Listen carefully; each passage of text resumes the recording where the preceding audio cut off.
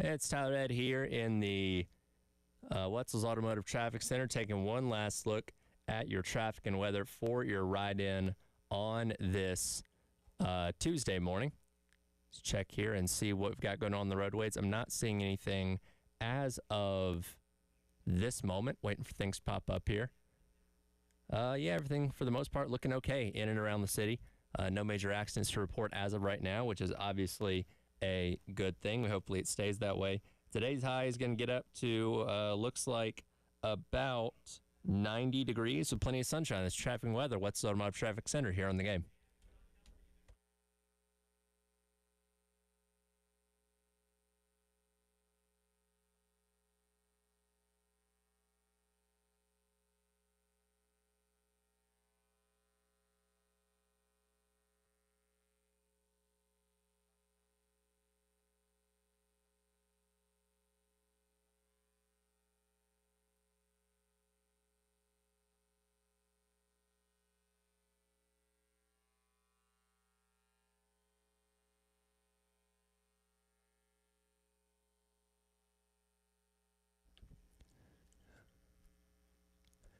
Nine o'clock on your Tuesday morning. Welcome in. It is the Extra Point. Tyler Head and Jack Beltry along with you here on the game. Still dealing with the effects of what happened on Saturday night. As welcome back in the studio, by the way, Jack. Oh, thank you so much. Obviously, we talked about it yesterday. Wasn't fun. You're now 0-2 in conference play. Your pride's hurt a little bit more. And thankfully, you have Kentucky this weekend, which anything can happen. But that's a lot better than staring down the barrel of LSU versus somebody like that coming up on Saturday. It is. It's going to be a nice, hopeful reset for this team to get right, correct all the things that went wrong these last few weeks. And quite frankly, I don't know if you're going to be able to actually correct every little thing that has gone wrong. I mean, you got to clean up the penalties. You got to be able to work on your tackling and be a lot better in that department. I mean, those two things, if you're better this weekend, and if you're not better in anything else, you better be better in those two categories. And if you are, it should lead to success on the field. Because I think we did see some good things from the offense in this last game, and defense has got a lot of improvements to make. But again, just these little things that you can correct right now, you got to do it. We've got a lot more to dive into as we continue to look back on what happened on Saturday against Missouri. But first, it is 9 o'clock, and as always, we have to kick things off with our Sandstorm Pick-Me-Up.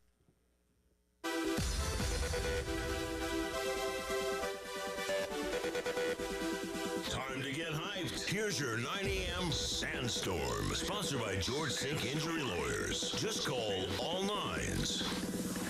It is time for your 9 a.m. Sandstorm Pick-Me-Up, brought to you by South Carolina's largest injury law firm, George Sink Injury Lawyers. If you've been hurt in the car or at work, call George Sink now at 803 all nines. You know, football season comes and goes so quickly.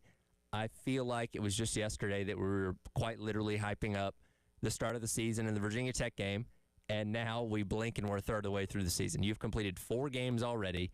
You've only got 8 more regular season games to go to hopefully at the very least get yourself to some kind of postseason game, bowl or whatever. So we're starting to understand what this team is. And a third of the way through the year, what's your vibe right now? What are your just immediate thoughts about what we know about this team at this moment? Well, first off, it has really flown by. I was sending out the email for Week 5 staff picks yesterday, and, I mean, it's crazy. Like, we're already entering Week 5 of the college football season. Like, again, this time of year always flies by so fast, and it's like, if you don't stop and what's that line from Ferris Bueller? If you don't stop and look around once in a while, you could miss it. That's what it feels like here. So, my overall feelings of this season so far, it's been disappointing, no doubt. I feel like a lot of the guys that you had to replace and bring in new players with on defense and offense and stuff, I'm not going to lie. I think it's been pretty subpar and disappointing. You need to see more out of, I think Sean Murphy's a good example. I think he's just been kind of underwhelming so far. I think, Justin Okoronkwo has been fine. I think Rasul Faison can be so much better than what we're seeing right now. I mean, I'm not going to lie. He's been disappointing. I mean, we saw what happened in the Missouri game the other day. The the block that has caught a lot of flack on that first and goal play on the sack, and then obviously only running for 5 yards. I mean, this is not what you signed up for. I mean, you waited 8.5 months for this guy to come in, be your lead running back, the Free Sewell campaign, all this sort of stuff. The hype around him just has not lived up to it really whatsoever. So I think point being, there's a lot that this team has a lot of potential to be good, Sure. a lot of talent, but we're just not seeing it right now. And I think that's probably the most frustrating part for Gamecock fans is that they know this team can be good, but they're just not playing like it. Well, it's almost kind of a reverse of what we would have expected, right? Like going in to the season or the entire offseason, we talked about, man, you lost so much talent on defense. And we kind of expected the defense to not maybe struggle, but take a significant step back from a year ago. And when you watch what happened on Saturday, that's certainly the case. We didn't expect the offense to be doing this, right? Because for the most part, you returned a lot of your key pieces on offense. Yes, you lost Rocket Sanders. Yes, you lost your interior of the offensive line. Yes, you lost Josh Simon, who was your leading receiver a year ago. But you got back Lenore Sellers. You got back your 2 respective tackles. You got back pretty much your entire receiving core. And we thought we were getting a solid back in Rasul Faison to take the place of Rocket Sanders. And it just hasn't worked out that way. And again, we talk about play calling a lot. And Sellers even said it after the game himself, like, yeah, defenses are keying in, preventing me from being as effective with my legs as I was, a year ago. So that element has dwindled a little bit. And we saw on Saturday the arm talent's there, right? He was making NFL caliber throws that were keeping South Carolina in that game, quite frankly, but just the offense as a whole. And I want to get into some of the numbers specifically coming up a little bit later on when Chris jumps in here with us, but it's just disappointing. I don't know any other way to describe it, and I don't know where we look and say, well, it's suddenly going to turn around, because if you're not doing something by the week 4, you're probably not going to start doing it, right? At some point, you are who you are, and we will see what this team is really made of this weekend when they play Kentucky. Because look, if they're struggling against a Kentucky Wildcat team that most of us perceive to be the worst team in the SEC by season's end, then we're talking like, okay, these problems are like actually legit. Like it would be 3 weeks in a row if South Carolina were, let's say they even keep this game relatively close and they still win, but it's like they have all the mistakes that they've had the last few weeks, then it's like, yeah, I think you start to hit the panic button a little bit as we head into the bye week, because again, there's no breaks in the schedule after that. It won't be until mid-November when you play Coastal Carolina and then you get Clemson. That's kind of like your not lull point, but like kind of the schedule isn't as it's not as strenuous, I would say. Well, you're on the backslide at that point in terms of you got to play A&M, you got to play Clemson. Again, the Coastal game should be one you hopefully shouldn't have a problem with, but by then, I mean, this team could be dead in the water. That's what I'm saying. Like, they could be done. I mean, seriously, like we keep talking about like 5-6 wins. I think that is as real of a possibility as anything. Now, could this team turn things around just like they did last year? Of course, but I don't think this team has the intangibles to go out there and do it. What have we seen that shows you like, yeah, this team is capable of flipping the switch at any moment, turning things around, and playing so much better? Yeah, we haven't seen it. And until we do, we're going to have this discussion of, man, this team has taken a big step back in a lot of ways, and they've regressed. And it just goes to show how valuable, last year was in terms of the talent that they had. I mean, a lot of those guys have been around the program for multiple seasons, and it kind of was just a perfect storm. But you lose all those guys, and it's like a lot of the portal guys you went out and tried to pick up, they've been okay, nothing great. No one is really you don't have that Demetrius Knight. You don't have that Kyle Kennard anymore. I feel like none of those guys have been, what those transfer portal pickups were last season for this team, and we see the kind of difference it makes. Well, and, I think you're talking about from the angle of what those guys were doing on the field, which is obviously great, and obviously why those guys ended up getting their opportunities in the NFL. But Bill and I were talking about this yesterday. Who's the leader on this team, right? I mean, I think you could look very easily and see that Demetrius Knight was somebody that people rallied around, right? Even though he was only here for 1 year, that experience and his personality made him a natural leader on this team. I think Kyle Kennard was somebody that was viewed as a leader. For Sean Lee, somebody that just had a ton of experience and had been around the program forever, was probably viewed as a leader on this team. And like, I guess the default answer is Sellers, but his is more of like the way he plays, right? He leads by being the best player on the team, but he's not the rah-rah guy. He's not the guy that and again, we're not in the locker room. We don't know what happens behind closed doors, but he doesn't seem to be the guy that's going to give an impassioned speech or, be Braveheart or something like that for this team. Who is that, dude? Do you have somebody? And maybe it's somebody we don't know of because, again, we're not in every single meeting and we're not inside the locker room, but I can't point out who that unquestioned leader of this team is, and I think that does have an effect. It does. I mean, I'll be honest. I don't think they have a leader. I mean, Lenore Sellers is supposed to be your leader, and I'm not saying he's not, but like, I mean, we're not in the locker room like you said, Tyler, so we don't get to see this stuff. But like I don't know. He just does not give anyone that vibe of like, yeah, he's going to, come up in your face and yell at you and try to hype you up and all. Like, he's just kind of quiet and stoic in the kind of the way that I think what South Carolina has in a lot of ways is leaders who maybe aren't vocal, but show you by example. Sure. Like, go out there, and that's not a problem. But when you're going through these tough times and stuff, I mean, you need guys that are vocal, guys that, whether it's ease the tension or, maybe actually like try to pick up the tension a little bit of like, hey, like, we need to play better. We stink right now. We need to be so much better out there.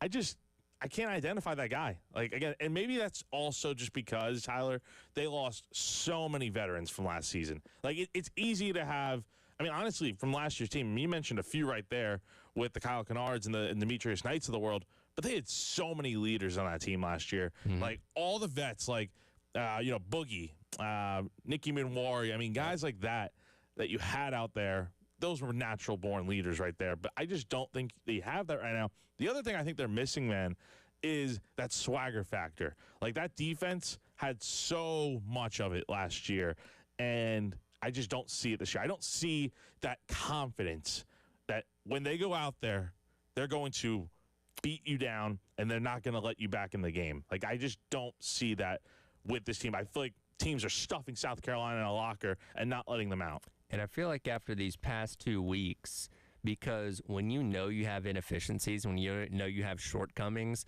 that are very glaring, like the tackling issues the past couple of weeks, when you walk out on that field, I almost feel like you're overthinking it a little bit, right? Like, okay, all right, guys coming at me, and I got to make sure I do this, do that, make sure I'm going to tackle them with form and all that kind of stuff, to the point where you can almost force yourself into making more mistakes because you're trying to overthink the most simple things, where last year's defense did a lot of things well, so they went out there confident, knowing that they were really good, and played that way. And now when you're in a situation where you're not looking that good, at least versus the 2 quality opponents that you've played, then that you walk out on the field almost kind of feeling defeated in a way, if that makes sense. That's the problem right now. I think that's the biggest hiccup in the way of things. But again, I will say this. It really does take one game for everything to change. I mean, we saw last year, the Oklahoma game was that moment of, and also leading into that game, keep in mind, I mean, we all remember the Alabama press conference and stuff, Mazio Bennett, Shane Beamer talking. There was so much frustration with the way they had played because they were 3-3 at that point in the year, and they were tired of losing these close games and stuff. And I think we need to see South Carolina play a little bit more angry, too, a little bit more pissed off out there. Mm-hmm. And I think that's what they're missing, man. They're missing that confidence, but they're also missing, like I mean, they got to be frustrated right now, obviously, but we're just not seeing them take it out onto the field. So I don't know if it'll change this weekend. Hopefully a win will kind of get them in the right direction, especially with a bye week coming up. But, I mean, I don't know, man. I mean, just feels like right now they look lost out there at times, and they just don't look like they've put it all together. Like, special teams have been great. Defense was pretty good for the first 2 weeks. Your offense is still a work in progress, but it was better this past weekend. I think you're just missing the playing cohesively together. Very interested to see how Beamer addresses things today, right? Again, you're a third of the way through the season. A lot of these things are now what people identify your team as. and you got to correct those. And again, they're back on the practice field today, I guess practicing right now as we speak, hopefully working on those basic fundamentals of tackling and making sure you're not moving before the snap, which, again, you would hope those things wouldn't have to be hammered so much 4 weeks into the season, but here we are. Yeah, it's just, I mean, at some point, you hope it clicks, but, I mean, at this point, it's like, when is it going to? We just don't have that answer right now. We'll get into some of the other things that happened around week 4 we didn't get a chance to get into yesterday. Coming up next as the X Point rolls along, Tyler Head and Jack Veltri on your Tuesday on the game.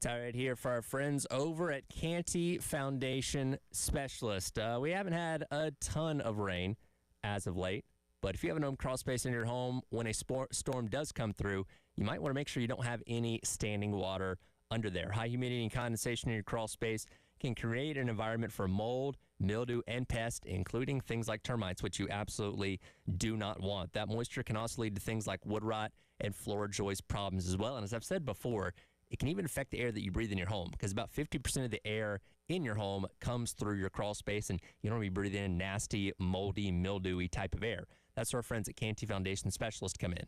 Go online to schedule an appointment today at cantyconvicts.com. They'll send a professional out to your home to evaluate your crawl space, get it fixed so you and your family can live without concerns going forward. Again, go online to schedule an appointment today at cantyconvicts.com for our friends at Canty Foundation Specialist.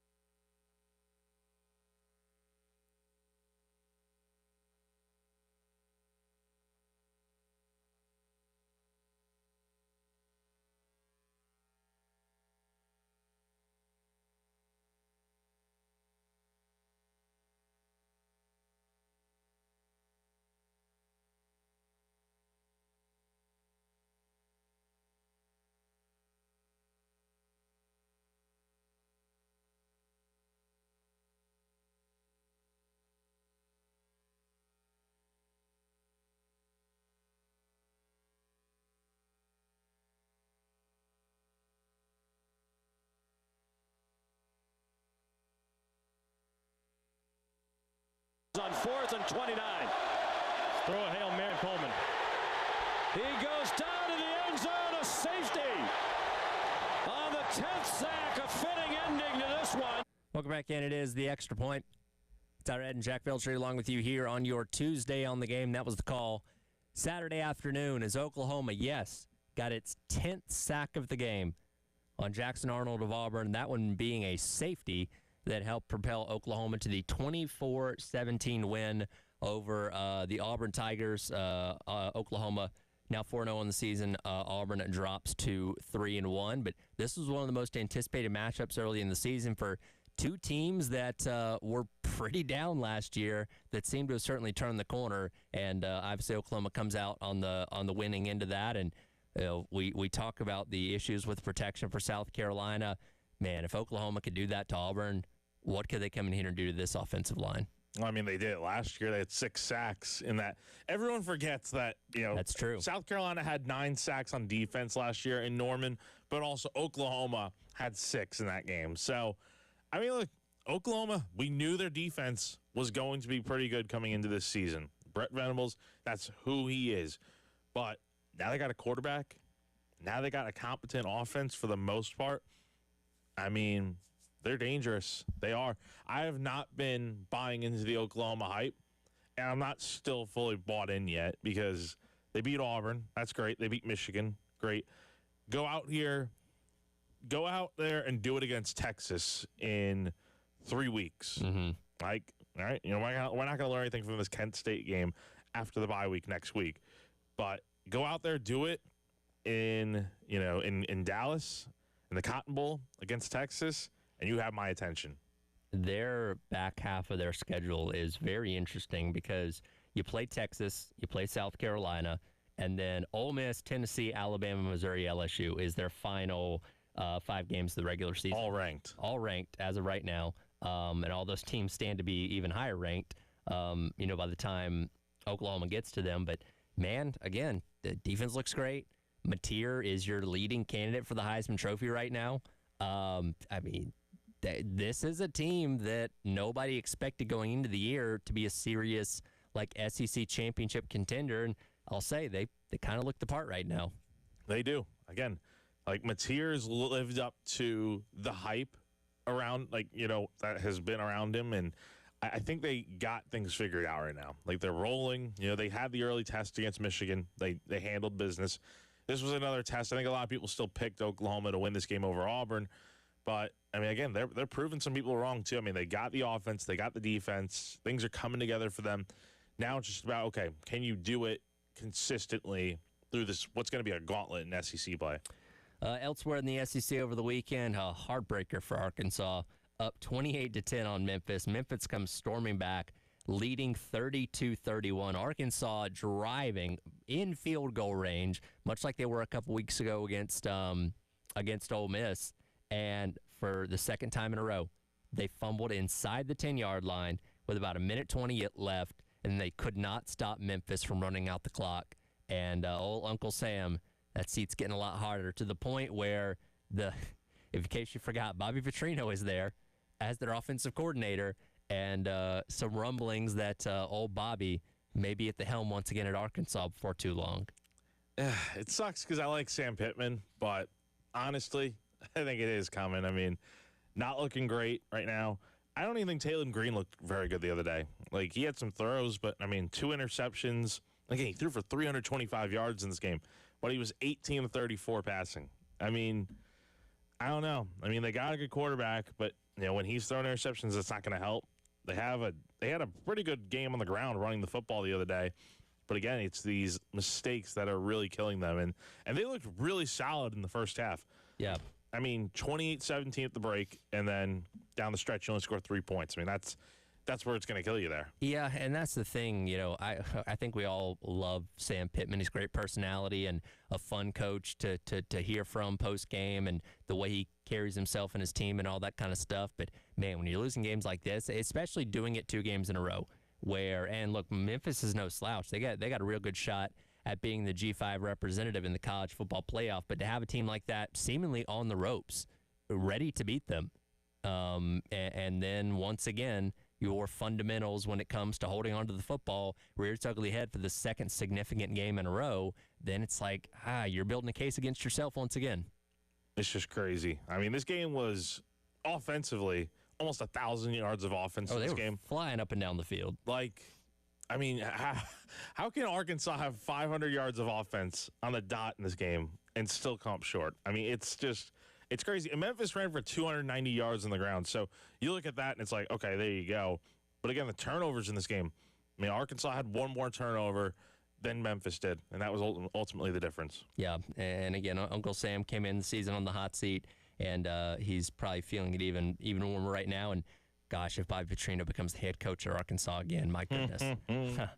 I hope that's not the case, but we'll see there. Speaking of coaches on the hot seat, to no surprise, Florida once again just absolutely dominated by Miami. I know the final score is maybe closer than this game seems to have been.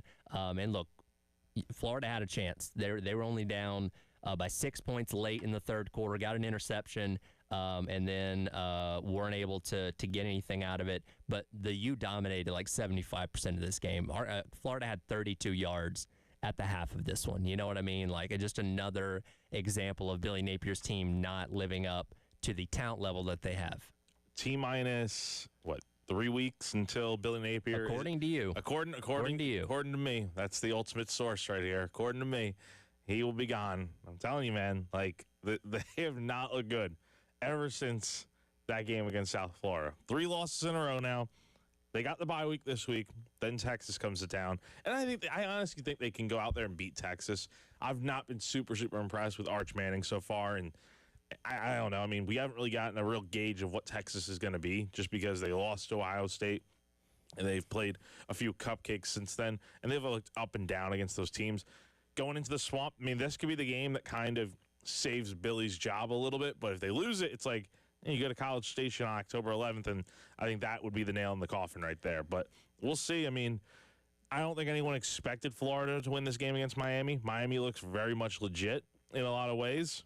Not the best day for Carson Beck, 17 of 30, 1 pick, 160 yards. But DJ Lagway, I mean, talk about disappointments in college football in 2025.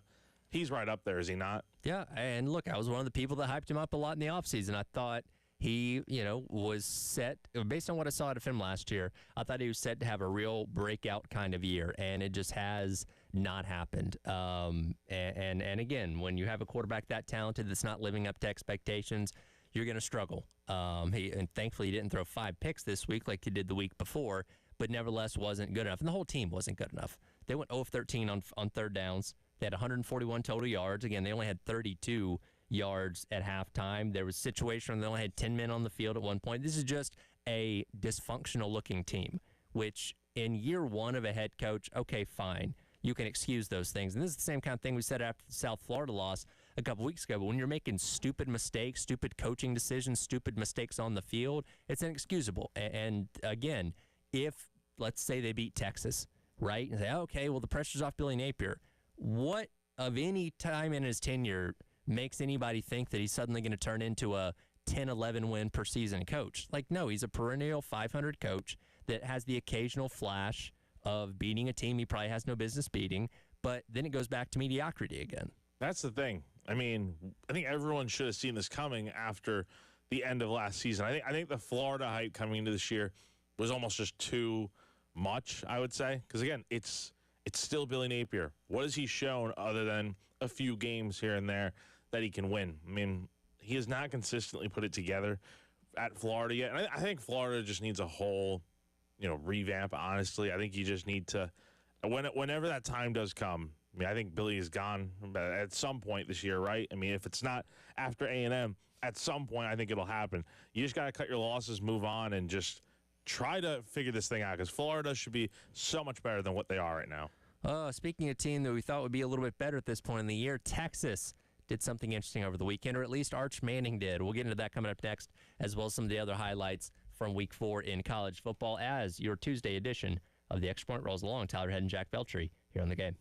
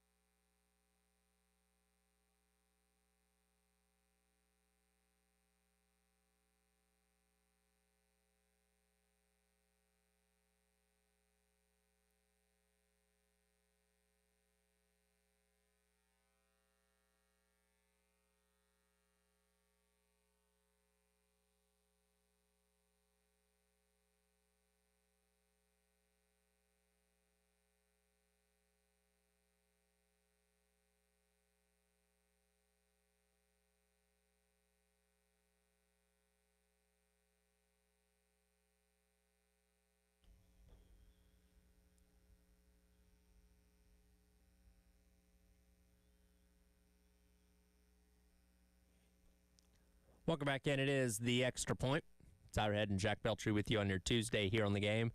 Coming up in about 10 minutes, your next chance to win $1,000 with our national cash contest. Just be listening out for the keyword, and when you hear it, text it to 95819. Again, text the keyword to 95819. Coming up in about 10 minutes for your shot at $1,000. You do it 5 times a day, so keep it locked here all day long for all those opportunities to win yourself some cash. Recapping everything that happened over the weekend in Week 4 of college football, you probably didn't pay too much attention to Texas taking on Sam Houston State. The Longhorns won the game pretty handily, 55-0, and really since Week 1 against Ohio State, they played nobody. San Jose State, UTEP, Sam Houston State. So they haven't necessarily faced quality competition here as of late, so maybe they've kind of fallen off your radar a little bit. One thing that happened in this game, Jack, was Arch Manning scoring a rushing touchdown and proceeding to taunt the Sam Houston State defender that he kind of ran over en route to the end zone. One, he should have been flagged for this. I thought taunting was something they're cracking down on. When you stand over an opponent when they're on the ground, that, to me, qualifies as taunting. Regardless of whether they throw a flag or not, how do you read this from Arch Manning? Is it, buddy, why are you flexing on a Sam Houston State defender that's probably, going to be, selling insurance in a couple years? Or is it like, man, this guy's had his confidence knocked off the pedestal in this first month of the season because of that performance against Ohio State. He's trying to give himself any kind of juice that he can. I look at it like that. I look at it as the ladder of, hey, look, I see both sides of it. Like, oh man, you're flexing on a Sam Houston State player that maybe bagging groceries for you in a few years. Who knows? But obviously, Arch has all the hype and all this different stuff coming into the year, and he hasn't lived up to it. And I think he's just trying to get himself going. I mean, he needs to, right? He needs to be playing better heading into conference play, because otherwise, I mean, Texas, I don't want to say Texas goes as far as he goes, but he certainly makes a difference if he's not playing well. And he was fine the other day, 18 of 21, 309 yards, 3 touchdowns. No complaints there. He also had 2 touchdowns on the ground in this game against Sam Houston. But that's the thing. It's against these bum teams, these cupcakes that you're playing. Show me that you can do it when you go to the swamp here in 2 weeks, and show me you can go out there. And it's Florida. They're struggling. But if you can go out there, play well in the SEC, I feel a lot better about Arch the rest of the way. I just think kind of like what we saw out of Lenore Sellers.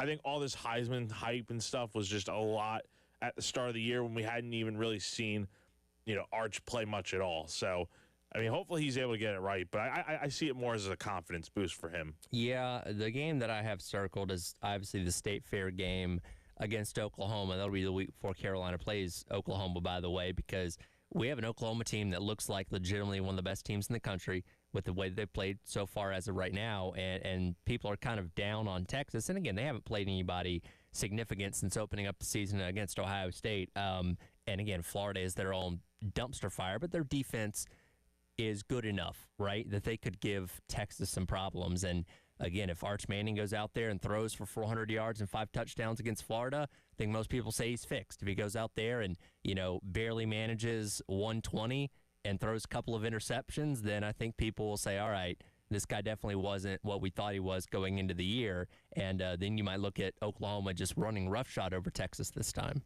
Still a lot of season left to play. I mean, I feel like he's good enough to still have a really good year, but again, we've seen him play all right against these lower level teams, but we're just still curious. We're still questioning, can he go out there and do it against these big time teams? Because if he plays like he did this past weekend against Texas and Florida, those teams we were talking about, Tyler.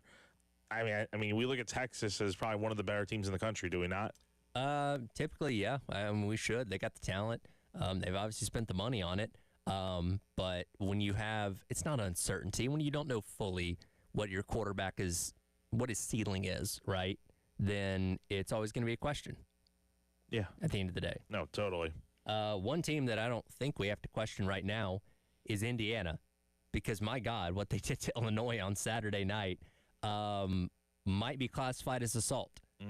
again, this was a Indiana team that, rightfully so, everybody was critical of, saying, their schedule was light. When they played a tough team in Ohio State last year, they got run over. They lost to Indiana in the college ball playoff. Should they've even been there? They were out there to prove a point on Saturday night. They wanted to use Illinois as a sacrificial lamb, which they did because they slaughtered them 63-10. An Illinois team that was number 9 in the country going into this game. I'm going to be honest, man. I don't know who you picked for this game, but I picked Illinois to win this game in staff picks, and I feel like a absolute moron for not buying into the Indiana hype. I mean, they are a very good team. And Kurt Cignetti, I mean, last year, obviously the knock on him and his team was that, they shouldn't have been in the playoff. They were very much overhyped, and they lost the 2 games that, were their toughest on the schedule to Ohio State and Notre Dame, both on the road. And mind you, I don't know how many teams would go into either of those places and come out with a win. So I think that was a little bit unfair to criticize Indiana for that when I don't know what other team would go in there and win those games. But, I mean, he's got a quarterback. Yeah. Fernando Mendoza. We talked so much about John Mateer and the Heisman hype. I think he's been pretty good. But Mendoza, I mean, we got to talk more about him. I mean, he has played out of his mind so far this year. 14 touchdowns, no interceptions.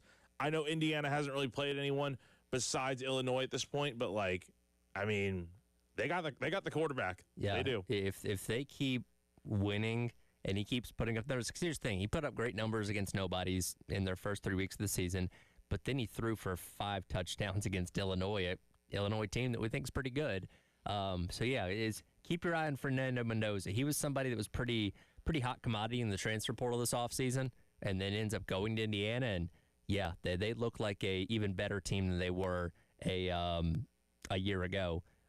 Keeping it in the Big Ten, had a very interesting game out in Nebraska over the weekend. Michigan just completely ran all over the Nebraska Cornhuskers. It ends up only being a 3-point win, but that's not indicative to how much Michigan dominated the ground game in this one. They did. I mean, Bryce Underwood did not need to do much of anything in this game. 105 yards passing, 12 of 22, but the ground game, man. And this is what you got Justice Haynes for. This is what you brought him in for, the transfer from Alabama. 149 yards on the ground, 1 touchdown. And again, Bryce Underwood was great on the ground, too. 8 carries, 61 yards, a touchdown as well. Jordan Marshall. They ran for 290 yards in this game, 3 touchdowns, 9.4 yards per carry. This is how Michigan was, able to be, competent enough on offense last year, even though they couldn't throw a forward pass last season. They got that ground game going, and that is working for them so far. I will say what bits of this game I got to watch, I see the potential in Bryce Underwood, right? Again, he didn't have to do a whole lot through the air because they were running the ball so well, but he had some impressive runs himself, including a long touchdown run that, again, he's a freshman, so he's got a lot of time to continue to improve. I get the hype, right? Like, I see the upside potential in this guy. He's going through some growing pains. He obviously didn't have a great game against Oklahoma a couple weeks ago, but I see why he was so highly coveted coming out of high school. Now, Nebraska, on the other hand, I thought this was going to be the game that Nebraska finally breaks through. They prove they're legit, kind of like that we're back type of game. Sure. But, dude, they haven't won against a top 25 team since September 18th, 2016, when they beat Oregon. And that Oregon team went on to be 4-8. So, I mean, Nebraska at some point I feel like has got to break through. I mean, Dylan Raiola wasn't even that bad. 30-41, 308 yards, 3 touchdowns and a pick. But they had nothing going in the ground game. Yeah. Nothing going in the ground game. I think that's where it really hurt them the most. Yeah, and look, their schedule is lighter over the course of these next couple weeks, but they got Southern Cal, they got Penn State towards the end of the year, so they definitely have their share of challenges cut out for them, but Matt Rule always better in that third year, and we'll see if that happens for Nebraska as the season rolls along. A lot of headlines from the NFL weekend as well, especially when it comes to special teams. With some of the highlights coming up next as we wrap up hour number 1 of the Extra Point. Tyler Head and Jack Veltri with you on your Tuesday on the Game.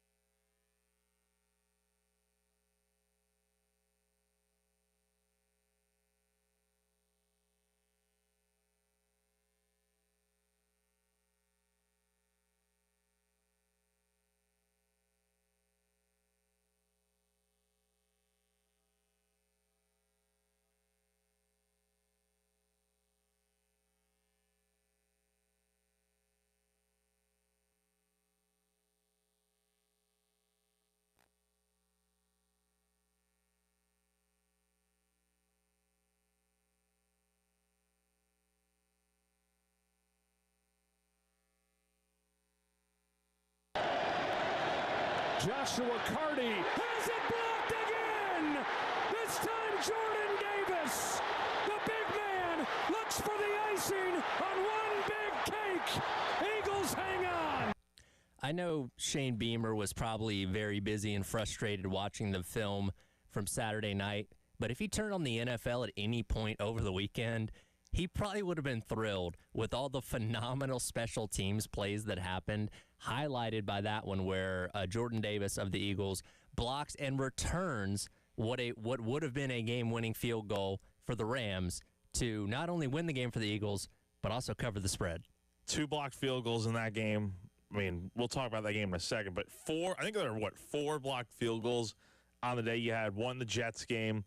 You had the 2 in the Eagles game, and then I'm trying to remember the other one. The Browns blocked one against the Green Bay. I mean, talking about a crazy day in the NFL. I mean, I can't even tell you how many times we have seen something like that happen where it's just blocked field goal after blocked field goal. So you have the Eagles won 2 in one game.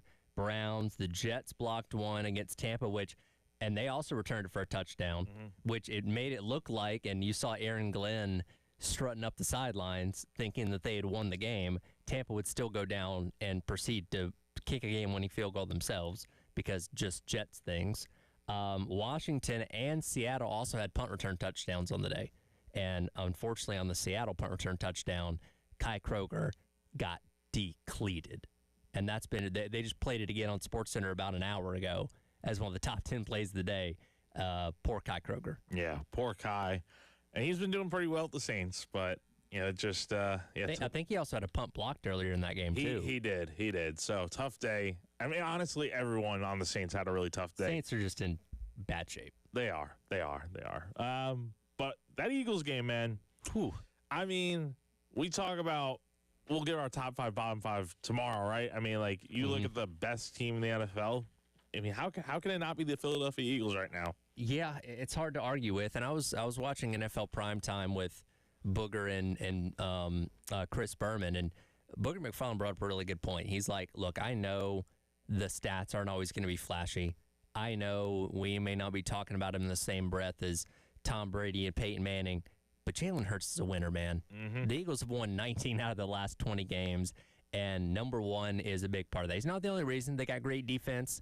They got great skill position players, Saquon, A.J. Brown, Devonta Smith, guys like that. But, man, Jalen Hurts is the straw that stirs the drink. He's just, going back to his days in college, he's just a winner. He always has been, and he always will be.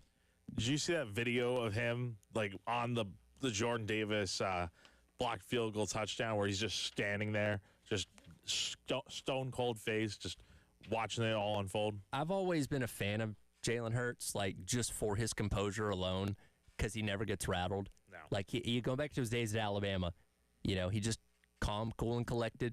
You'd see him, like, take off and run for a touchdown, and it didn't look like he was breaking a sweat. Like, you know what I mean? I've always appreciated that about him. Like, never too high, never too low.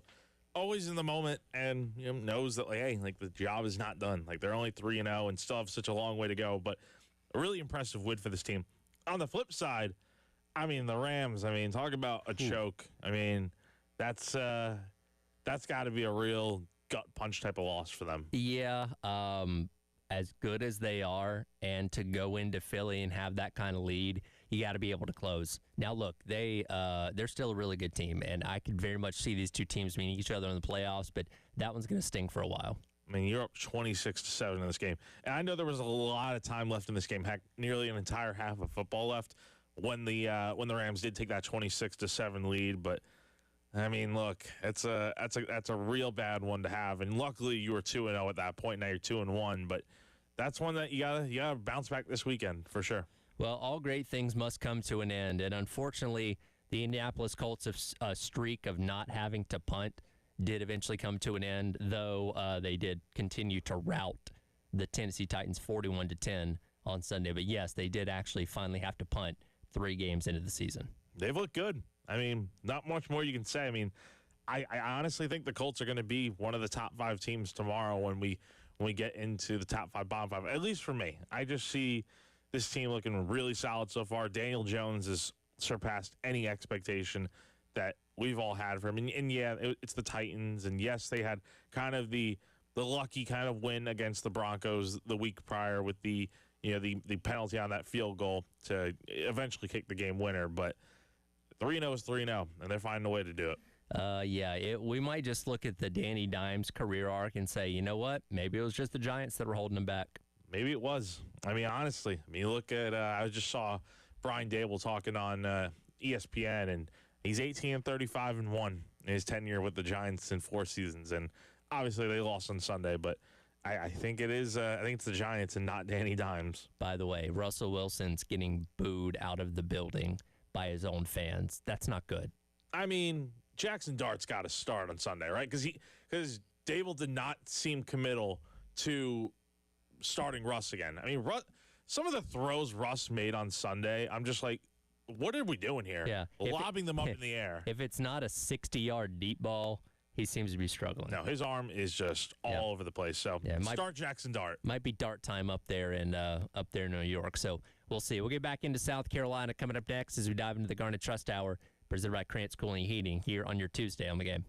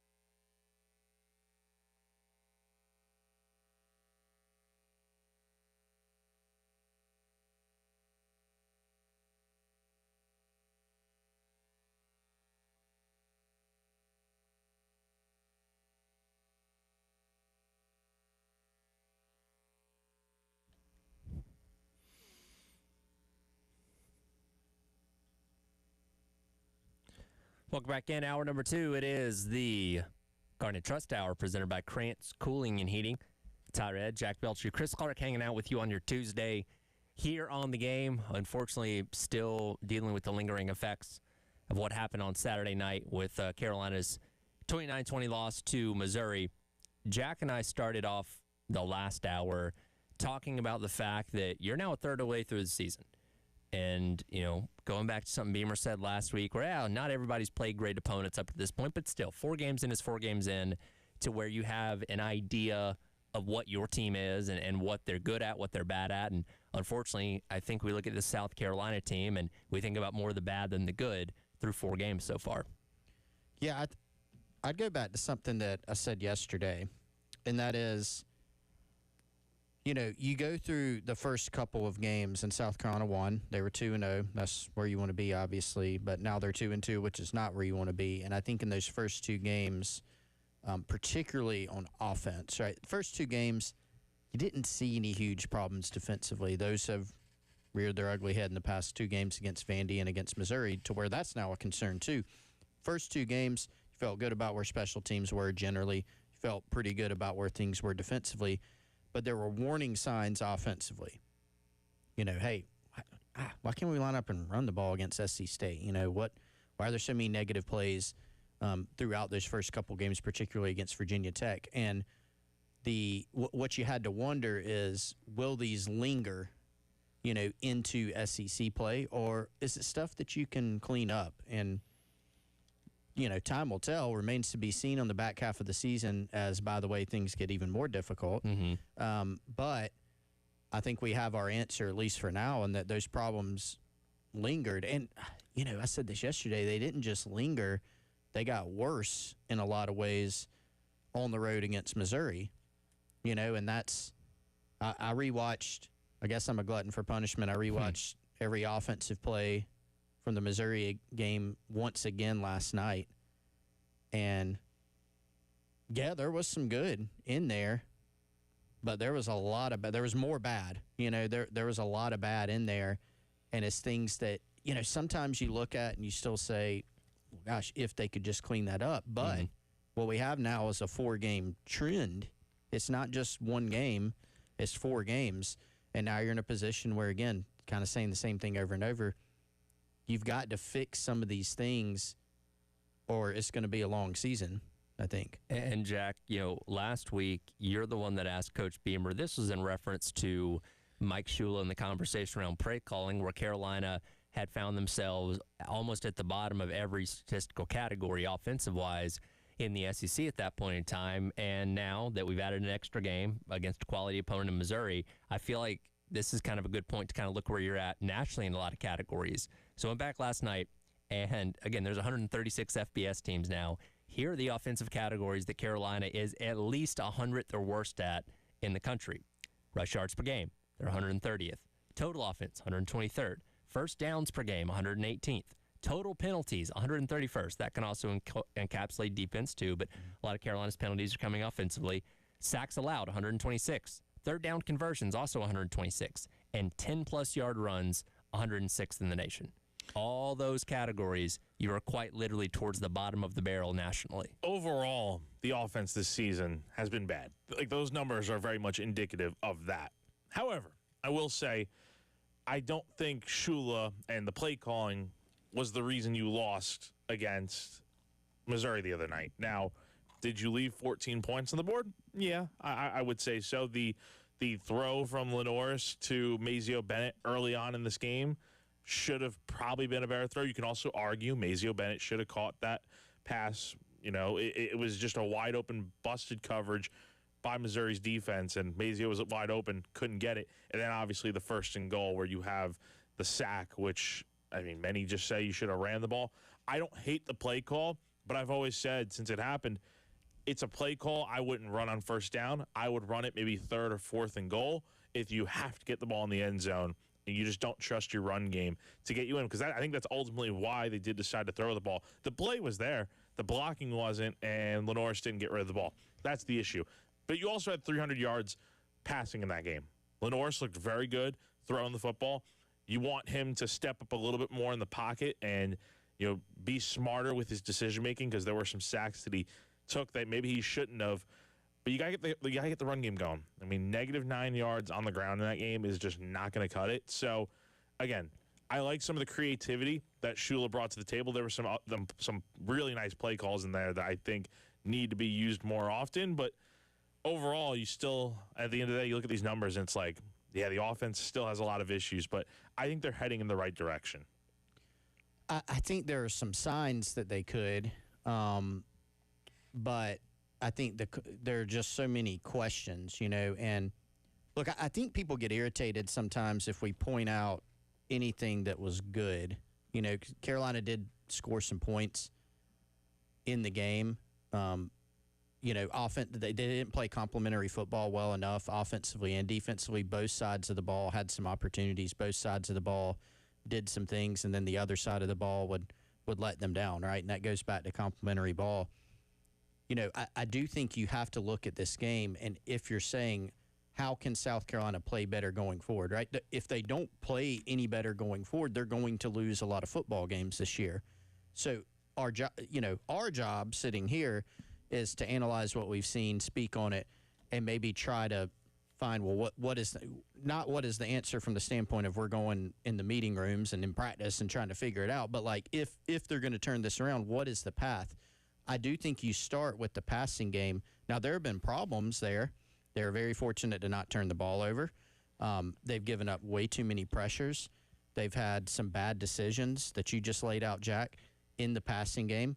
They had a couple of mishits, misfires in the passing game. The Mazio Bennett pass, the ball late to Vandrevius Jacobs that Dre, to his credit, said I should have caught that ball after the game. It would have been a tough, really nice catch. But they had some misfires. So you can take some of the good. I've heard some people, Missouri just busted a lot of coverages. That is the best possible result. If you're calling a play and the defense busts the coverage, not just once, multiple times, you have done your job. The job is to scheme wide open play calls. They did that in the passing game, and they hit some big plays. But again, Carolina's been too reliant on that. You look at the Virginia Tech game, big punt return on special teams for a touchdown. Big play to Nick Carber, a run by Lenore Sellers, another scramble run, like too many big plays. This isn't a team right now that's built to line up and run the football. And frankly, they're going to have to be able to do that. Beamer brought up the other day, paraphrasing, right? But are we a team that passes the football more to set up the run?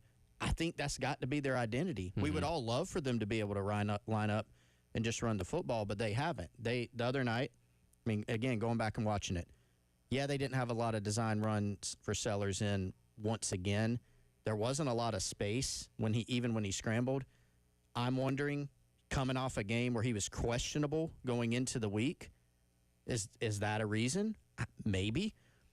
But if you look at the run game, they tried pin and pull, they tried zone, they did some zone read, they did some counter. Nothing worked. And if you go back and look at it, sometimes an offensive lineman lost one-on-one. One time, Josiah Trotter shot through a gap, blew up a tight end who was inserted in the middle of the line. Yes, we saw a lot of problems up front. One time, Carolina was going to have at least a 5-7 yard gain, maybe more. Of course, the play was blown dead because they jumped false start. Yeah. So it's just so many different things where they're actually having some success scheming things in the passing game. They're not having success scheming things in the run game. And they've tried some different things. Yes, they're going to have to run it better.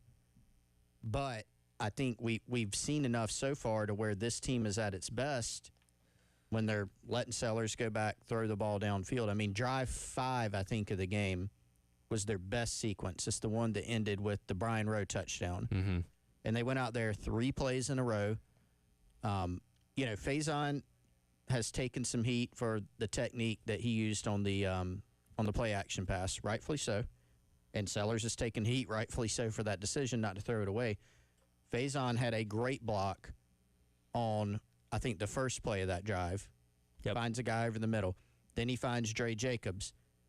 Very next play, they use a little tempo. 3 back-to-back-to-back plays where they just take the ball right down the field and score. That's what you want it to look like. Yeah. But you've got to add in some elements of a run game or not having to, frankly, get in 3rd and 12 and make a big play just to move the sticks. So would we be safe in just labeling this team right now as boom or bust? Where it's like 100%. you either hit a big play or you're doing nothing, which that's not what you want to be, but it's what they are. Yeah, I don't even, label, like, that's what they are. That's what the data shows. That's what the eye test shows. It's great to make big plays, but you can't be overly reliant. It's kind of like the defense, right? This defense has, I think, been too overly reliant on turnovers. Sure. You love getting turnovers. At the end of the year, you want to be a team who's generated top 10, top 25 in generating turnovers. And actually, several years, South Carolina has been that nationally. But you also have to line up and get a stop at times and not rely on a turnover. Well, it's kind of like in baseball, Jack, where, hey, it's great if you had a lot of home runs, but if they're all solo shots because you don't have anybody on base, that's only going to get you so far, right? You got to have base hits, you got to have walks, got to have doubles, those kind of things. And that's kind of what's missing in South Carolina's offense is those base hits to have guys on base to make those home runs better. I mean, look, home runs are great when they're 2-3-run homers and grand slams and all that. But if your home runners strike out, look, I've seen this many a times now in the postseason where the teams that get the clutch hits typically win. Home runs are great, but you got to be able to, have those guys on base. That's what South Carolina needs here. They need to be able to develop the running game. And Chris, I'm glad you brought up the Rasul Faison block on that throw to Brian Rowe right before the touchdown, because let's give him credit. It was a good block, but we need to see more from him consistently like that. We need to see him be better in the run game, right?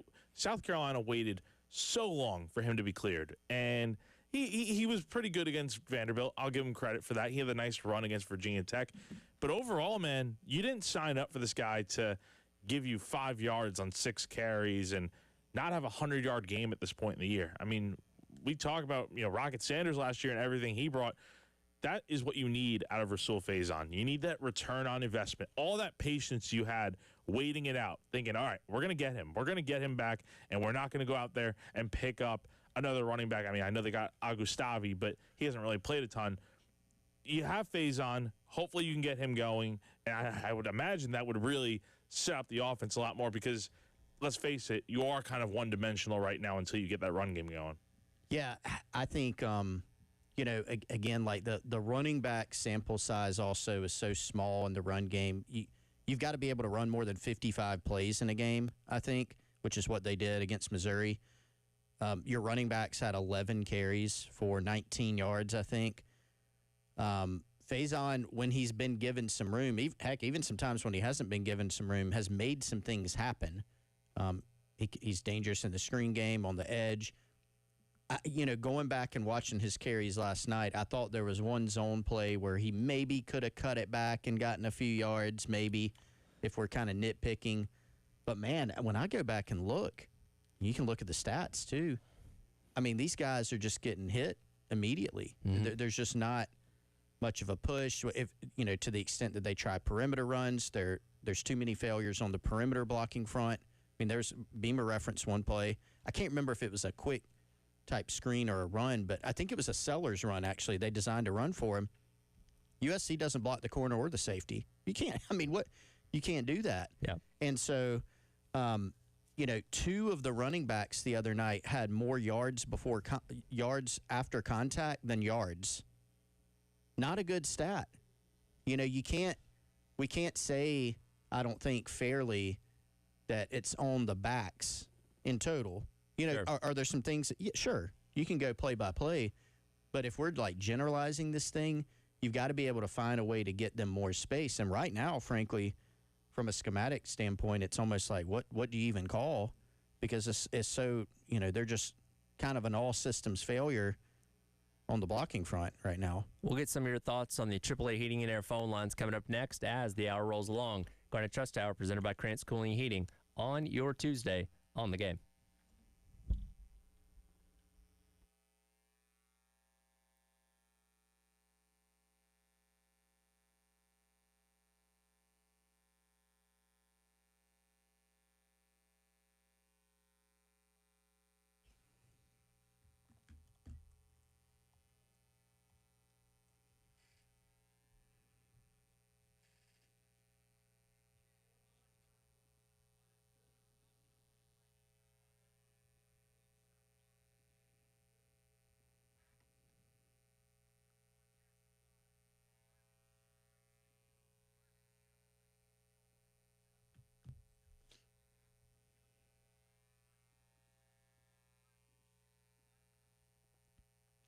All right, everyone out there, you know that taking care of your roof can be challenging, but the good news is that you don't have to do it alone. Reach out to our friends over at Classic Roofing, Joe Reeder, Max Sawyer, Midlands residents, families that live right here in the Midlands. They are your go-to company for residential and commercial roofing. Here for all your roofing needs, inspections, installations, replacements, and repairs. And again, they can take care of your business or your home's roof. They're reliable GAF certified roofers. Only about 7% of roofers nationwide even have that certification. You can build your new roof online and visualize it with the GAF virtual design tool on classicroofingsc.com. Check out their reviews, their services, learn more about them, and even get your free estimate. Again, that's classicroofingsc.com, or give their team a call, 803-590-7870, Classic Roofing.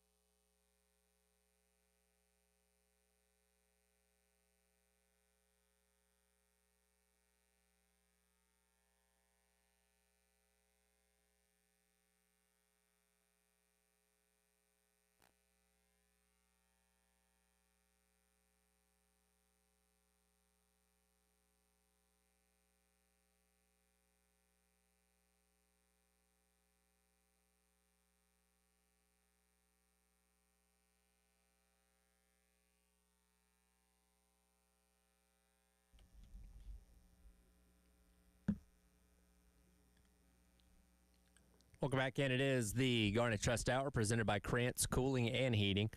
Tyler Head, Jack Belcher, Chris Clark hanging out with you on your Tuesday here on the game. Reminder, the Loyola Lisa Special Teams Touchdown Contest rolls on. $300 up for grabs this weekend as the Gamecocks take on the Wildcats of Kentucky. If you've not already, go online to 1075thegame.com and register for the Loyola Lisa Special Teams Contest. And if they do have a special team score this weekend, you could win all that money come next week. We're talking about not only the Missouri game from over the weekend, but where Carolina sits as far as things go, 4 games into the season, and we want to get your reactions as well. Jeff's been waiting on the AAA Heating and Air phone lines and wants to weigh in. Jeff, appreciate your call. What's on your mind? Hi, good morning, guys. I think I'm like a lot of people when I say I'm really, really, really searching hard to try to find some positives with South Carolina's team.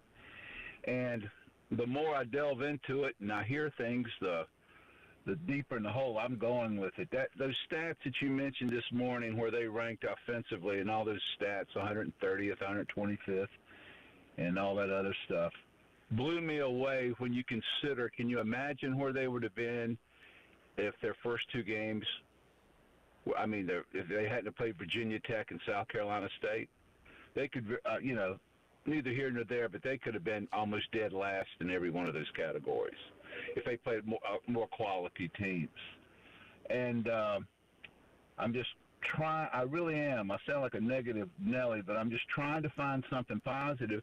And the more you delve into these stats and how they're playing, the more you realize, at least me, that they just don't have the talent to come close to doing what a South Carolina fan wants them to do. We're not talking about winning the SEC or anything, but making a good showing. And they are definitely, in my opinion, nowhere near the team they were last year or probably the year before that. And that just doesn't bode well. It doesn't seem like the players are playing strong enough, obviously, and the coaches don't seem like they're getting them up to and getting them motivated to play strong enough. They showed that when Lenore Sellers got hurt, you would think they would have came back after he came back and they would have been fired up. Not the case. They're just very dull and outclassed, it seems, by the better players. Thank you. Yep, absolutely. Appreciate the call there. And you're not wrong for feeling that way, and I think a lot of fans would agree with those sentiments. The thing about talent's interesting because on paper they have the talent, right? Like on paper they have the talent that should be capable, and we'll talk specifically on offense here. You have the talent capable of doing a lot of really good things. It's the execution that has been the problem, and play callings come into that to a degree, and we even all agreed that Shula didn't have his worst game as a play caller on Saturday, but a lot of execution is where the problem comes in. And this is kind of that balance of having talented guys, but also making sure they're going out there and doing their job, which unfortunately on Saturday you saw a lot of not a lot of that happening. I think the thing about play calling is, well, Wes brought this up the other day, play calling is kind of a catch-all. If you look at a game, if you watch it, and then if you look at a box score and it's not good enough, if you lost, if it's not what you expected, if it's bad, you're going play calling, right? And that can be the case. A lot of times, like when I look at the Missouri game Saturday, I don't go through and look and say, man, these play calls don't make sense. That's not, I mean, feel free to disagree, anybody.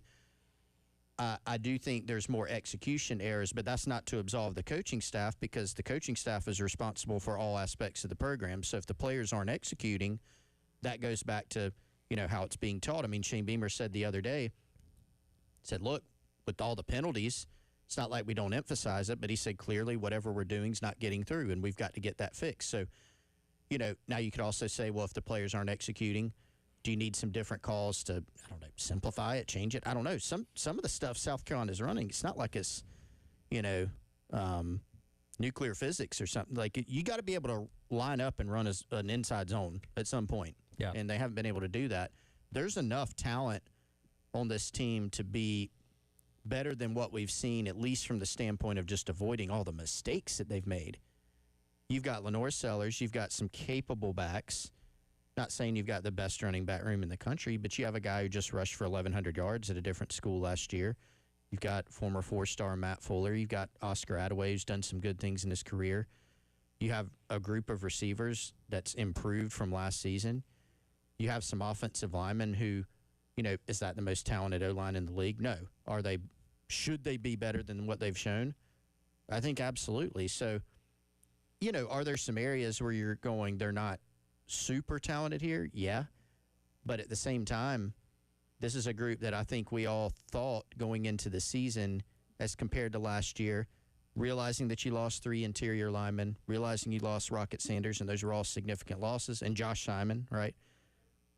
That the sum of the parts, you still felt pretty good about maybe being better there, and that hasn't happened so far. So I don't think it's as much. Like, I'll say this. The talent is good enough to be better than they have been, particularly with just the making mistakes aspect, the shooting yourself in the foot. That's where you got to be better, and the staff has to get that corrected quickly. I mean, yeah. I mean, you hit the nail on the head there. I mean, it has to be corrected really fast, and that's what you hope a game like this can do this weekend for you. Like, are you going to fix all the world's problems in one weekend? No, I don't think so. But can you go out there, build off what you did good last week offensively, and try to actually run the football more effectively? If you can, I mean, look, it's Kentucky. No one's going to change their entire opinion of this team if they go out there and run for 150 yards on offense and Lenore Sellers throws for 300 yards. It's not going to change anything. You have to do it consistently. But it would be a massive step in the right direction if, like you said, Chris, they're going to have to run the inside zone at some point. If they can just run the football effectively on Saturday, show that they have a pulse, go into the bye week, further correct what went wrong in those earlier games in the year, refresh, get set for a trip to Baton Rouge. I mean, this can be the kind of game that starts to change how the season goes. Because, I mean, look, your back's up against the wall right now. You have to play better on Saturday, no doubt about it. It's not what you want, 2-2 right now. They're not happy with it. Go out there, show why you can still be a relatively good team. Well, and the problem is that a lot of the there's a lot of problems, but I think another one is when you look at the back half of this schedule, there's so many teams that are going to really be able to lean into your struggles offensively. Like, one of them is the amount of pressure that Sellers has been under. And they're like, even in the Missouri game, if you think about the Missouri game, I'll admit, even me, I'm like, Sellers was under pressure every time he dropped back. A lot of times he was, like 50, 60% of the time, way too much. But there were times when he had protection. I mean, the fifth drive that I just mentioned, he had 3 clean pockets in a row. One of the later drives in the game, when Carolina got the ball back with a chance to go down and score, he had a few clean pockets, and it was a misconnection. You had the deep ball to Harbor that was just kind of like probably shouldn't have thrown it. Harbor kind of lost it. He had good protection there. So this is, I mean, the lines are so thin between success and failure. You think about going to LSU and that defense and how they can get after you.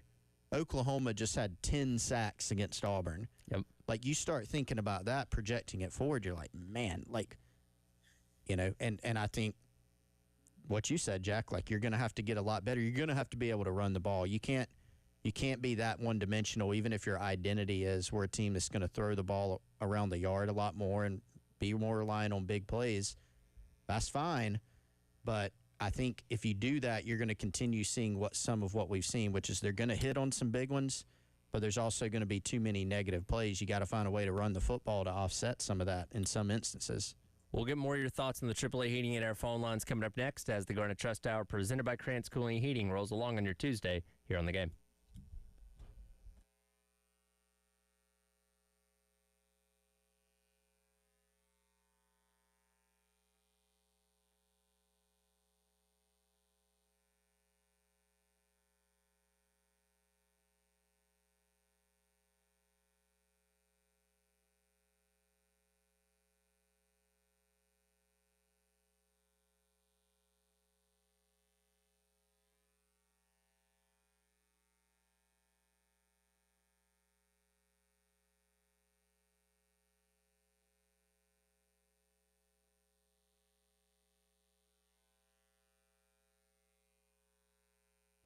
All right, another one of our great partners here on The Game, the presenting sponsor of the Garnet Trust Hour every Tuesday and Thursday, our friends over at Krantz Cooling and Heating. That's Krantz, cooling with a K, KrantzCooling.com. You can go to their website, check out what they've got going on, 0% APR for 60 months on qualifying equipment. You can text them directly from their website. You can pay your bill online. You can contact them. You can schedule an appointment. Check out their Google reviews. Everything you need right in one spot from KrantzCooling.com. Justin Krantz and his team, since 1983, they have been serving families and businesses around the Midlands with any HVAC service that you may need, whether it's maintenance, repair, installation. I've had them out to my home. So has Wes recently. We recommend all our friends and family who are in need of HVAC services to check out Krantz Cooling. Again, at KrantzCooling.com or 803-672-3700. 3224.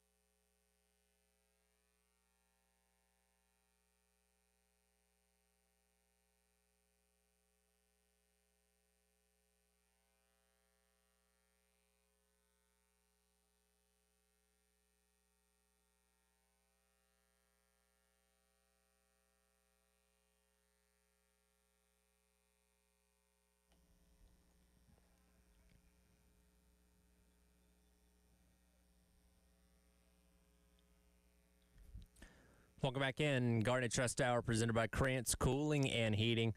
Tyler Head, Jack Belcher, Chris Clark with you on your Tuesday here on the game. Reminder, as with every Tuesday, Coach Beamer speaking today at 1 o'clock, which you'll be able to listen to on the halftime show as he continues to unpack what went wrong on Saturday night and starts to look ahead to Kentucky coming to Williams-Brice Stadium this upcoming weekend. Reaction Mondays rolled over into Reaction Tuesdays. We're getting your thoughts on the AAA Heating and Air phone lines here on the Garnet Trust Hour. We out to Bobby in Charlotte, who wants to weigh in on this team and expectations. Bobby, how you doing this morning?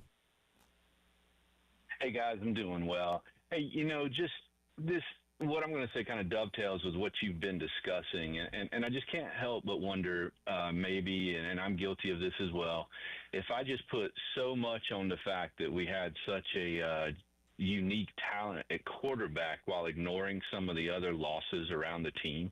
And if I just took our name off the label and put Team X on here, and I told us before the season that, Team X was going to be losing all three interior line starters on the offensive line, their leading rusher, their leading receiver, which was Josh Simon last year, and then flip it over to the defense where, this was the best defense we had in the last 10 years since Clowney was in Columbia.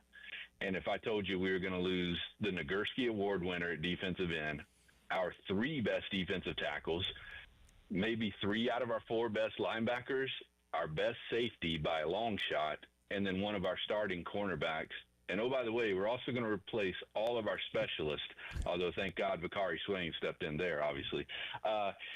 If I go back and kind of do a reset and look at just that information, if we didn't have Carolina on the label there, we'd probably be saying there's no way in heck that team's going to be challenging for a playoff spot. There's just too many losses to absorb in one off season. And, I've heard some of our fans say, well, obviously we had the Ole Miss fiasco last year and we're sitting there and then we turned it around. And that is true. But again, I say that was with the benefit of a generational defense. And I'm not knocking our defense right now. Obviously, we've had some issues the last two games. But what I'm saying is it would be impossible for this year's defense to simulate what last year's defense did when you consider the just absolute monster hits in the portal on Demetrius Knight and Kyle Kennard, and the fact that we had that homegrown talent that was cultivated, especially in the front seven, for multiple years that all just ripened at the same time. It was just a perfect storm for us and worked out so well. And, oh, by the way, you got maybe the NFL Combine freak of freaks, Eamon Wari back there patrolling. I mean, as we move forward, like you guys have said, man, the back half of our schedule is a murderer's row. So, and there are teams like Oklahoma and people that can exploit some of the challenges we've had. So as we reassess things, do you think that maybe some of us just got totally fixated on the fact that Lenoris, and oh, by the way, let's throw in, we have our third offensive coordinator in the last 4 years. So do you think that maybe we just all relied on Lenoris and his insane talent to just gloss over all the other things that I mentioned here? No, it's a lot of good points there. Appreciate the call there, Bobby. 803-404-6100. And he brings up an interesting point when we just kind of look at this from the 10,000-foot view. And, again, take the Carolina label off and talk about all the things that you lost from a year ago. If that were, say, Florida in that situation, I think we would probably look at Florida and say, okay, I expect them to take a significant step back if they were a 9-3 team a season ago. But I guess that's kind of in the position that we are. And Chris, you, Wes, Jack, you all cover the team, closer than anybody for Gamecock Central, where you have a very intimate knowledge of what some of these guys that we haven't seen yet are capable of, what some of these transfer portal guys are capable of, to where we kind of get a sense, or maybe we just talk ourselves into it, that, yeah, you've lost X, Y, and Z, but this guy coming in here at this spot or this guy coming in at this spot is capable of doing this. Maybe not to the same level of those guys that you lost, but we still thought what we had replacing that talent would have been good enough. And, again, when you do have a quarterback, like you said, in Lenoris Sellers, that does clean up a lot of things, because we always look at, hey, what's your quarterback situation with every team going into a new year? And when you had a guy returning with all the hype that Sellers had, it's pretty easy to say, okay, well, he's going to be able to maybe make up for a lot of those things that he might be missing this year. And Saturday, you saw that in spades. Again, those great throws that he made kept Carolina from getting, beaten by 30 points, essentially, right? So he makes a lot of really good points there, Bobby does, of how we viewed this team and now how we're kind of looking back in the mirror a couple weeks later. Yeah, he took the words right out of my mouth. I think I even said earlier, like, it was the perfect storm where everything just came together so seamlessly, where the transfers were like big pickup after big pickup. Like they all worked out for the most part. And then you had all those veteran guys that have been with the program since 2020, and they really stepped up last year, and just it all worked together really well. And Lenoris Sellers became Lenoris Sellers that we all know. This year, though, it's like, you have Sellers back, but teams have another year of seeing what Sellers is like, and they know his tendencies. And I think that some of that has been exploited early on here. Though, again, he did have a very good game the other day against Missouri. I think one that, honestly, if he's not out there, South Carolina probably gets the doors blown off them there. if it's Luke Doty in there or whoever. Again, the problem is that not every portal guy you get is going to be a massive pickup, and they're not always going to pan out the way you thought. I think that's what we're seeing right now is that so much of what South Carolina did in the offseason of picking up all these guys, you're kind of banking on them to be those Demetrius Knights and Kyle Kennards, and it's not always going to be like that. And I think that's what we're seeing right now, kind of the repercussions of what happens when not every portal pickup is a home run. Well, and last year's team, I mean, for a lot of reasons was special, and I think people wanted to build off that. And so I'll go back and kind of say how I've thought about it. You know, Carolina was getting a lot of hype in the preseason, and we tried to, I think throw water on it's probably too strong of a term, but we tried to caution that, like, hey, a lot of times with these polls, like, what if you're a little bit more of a casual fan, you're probably going to look at, like, polls and say, oh, we're number 11. Probably make the playoff, Sure. you know? And we kind of cautioned that, like, the reason for that is Carolina won 9 games last year. They almost made the playoff, and they're getting their 2 most talented players back. And that's kind of the extent of how some people looked at it when they were doing polls, or even if you were just thinking about this team. I think most people who really dive into it realize they did lose a ton on defense. I'd say their top 4 defensive tackles, actually, and everybody else that Bobby just laid out there is a great case. That's a make your case segment right there. That was a good one, yeah. You know, and coming in, the thought was like, man, it is going to be really tough to replace those guys. You're really worried about special teams. Special teams has been the best unit, probably. Yeah. You know, like, not perfect, but it's made some big plays. It's been fairly consistent. The offense, we thought, would be in position to carry this team more, and they haven't. And I think a lot of it's the reasons that he laid out. Like, I think losing Josh Simon, a lot bigger than people thought. Like, losing Rocket Sanders. I don't think anybody thought, though, that South Carolina would be where they are offensively with this many negative plays, this many struggles of penalties, not being able to run the football. That's the part that's most surprising about any of it to me. Sure. The other stuff, not even not surprised that Carolina's had a couple games where they've struggled a little bit defensively. That's not a huge shock to me. I've been very surprised about the offense, right? And I think people looked at it and said, hey, yeah, they lost these guys, but the offense will be in position to carry Carolina. You've got Sellers. He'll take the next step. Guys, I mean, we saw as bad as they played in some facets the other night, he's still making a lot of mistakes. Almost helped carry them to a win, and you do always have to bear that in mind when he's playing, when he's on the field. Yeah, he's always going to at least give you a chance because, again, for as many things that went wrong on Saturday, you still had the lead going into the fourth quarter, and you still had the ball with a chance to go down and score and take the lead again late. Unfortunately, couldn't cash in on that, and you dropped 0-2 in conference play. Plenty more to get to from this game as the morning goes long, but up next is wrap-up hour number 2. It is the oddities of college football. What weird things happened around the sport in week number 4? We'll hit that coming up next. It is the Garnet Trust Hour presented by Krantz Cooling and Heating here on The Game.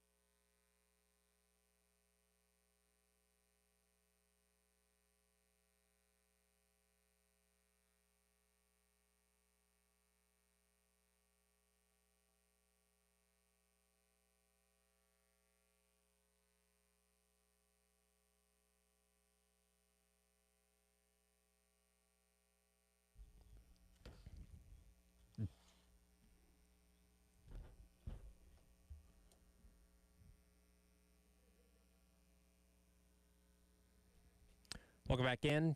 Garner Chest Hour presented by Krantz Cooling and Heating. Tyler, Jack, and Chris wrapping up hour number 2 here on your Tuesday on the game.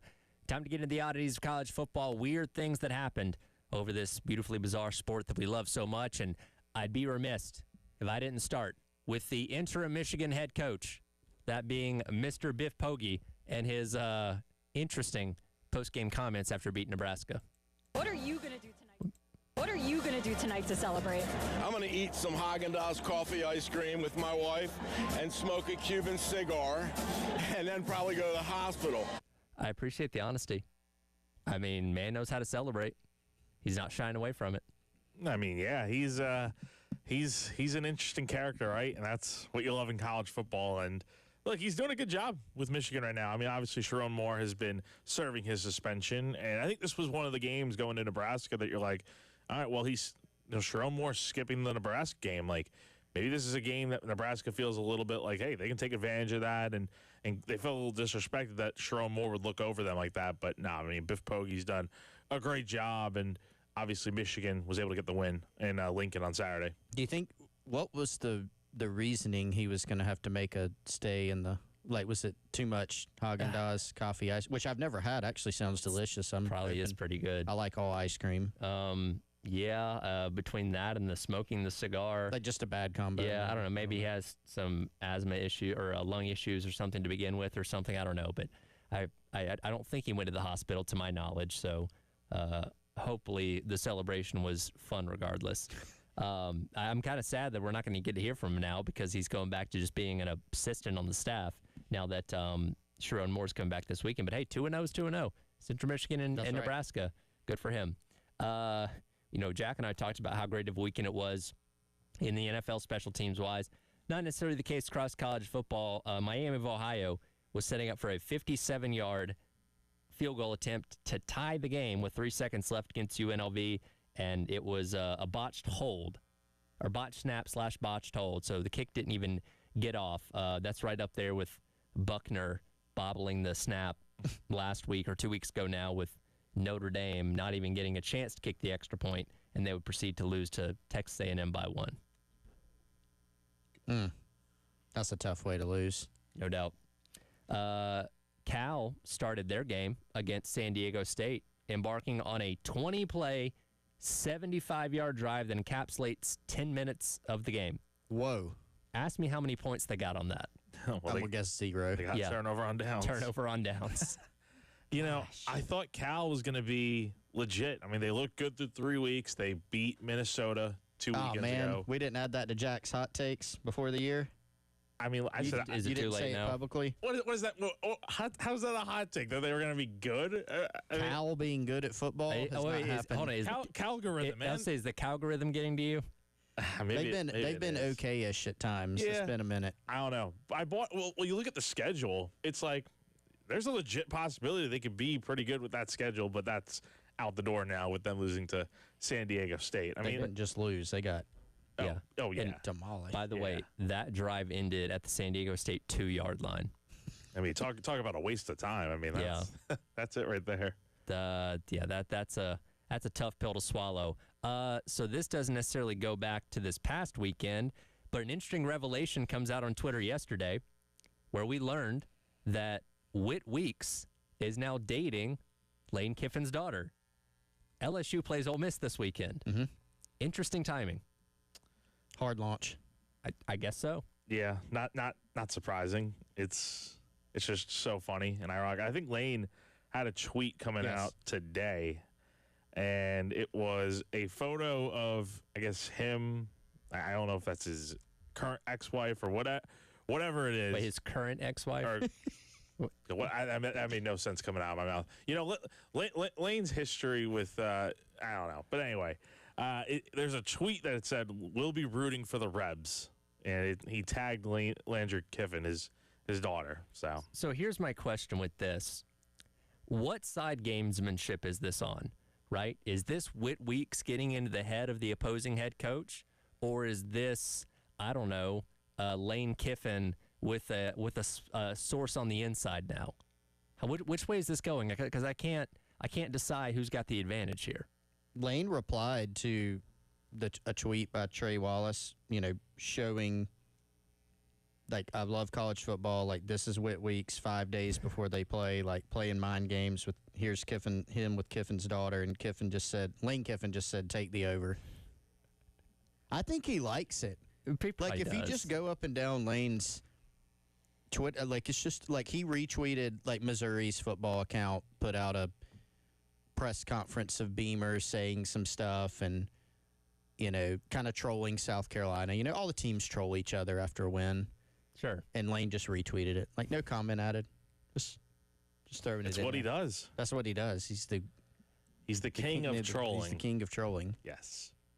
How does that meeting the dad go for the first time? Well, we'll find out. I said, are they going to meet for the first time on Saturday? Well, so there was a clip circulating because they played last year, right? Yeah.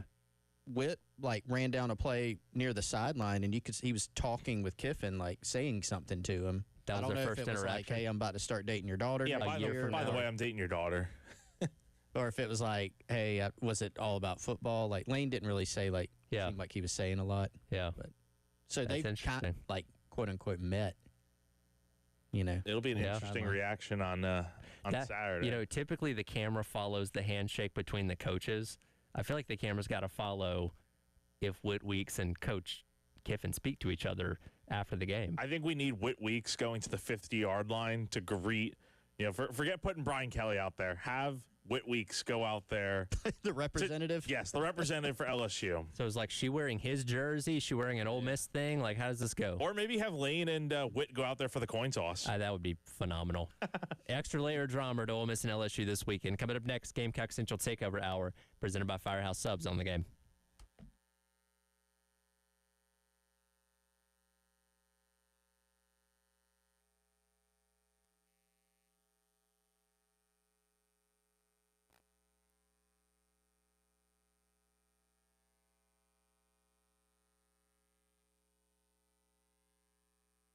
All right, everyone, as we close out this hour and roll into the Gamecock Central Takeover Hour, I want to let you know about our friends over at Integrated Media and what they can do for you this football season, or really any time.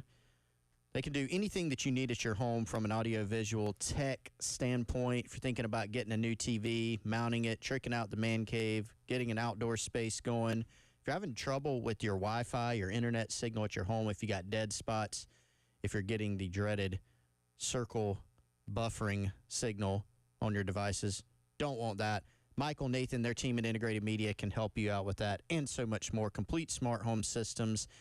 They can find the equipment for you. They can recommend what the best is. They can source it for you. You don't have to scour the internet. You don't have to go to the big box stores and get bad service. You can go right to the guys at Integrated Media. They can help you out, install it professionally. IntegratedMediaInc.com, or give them a call, 803-948-8327.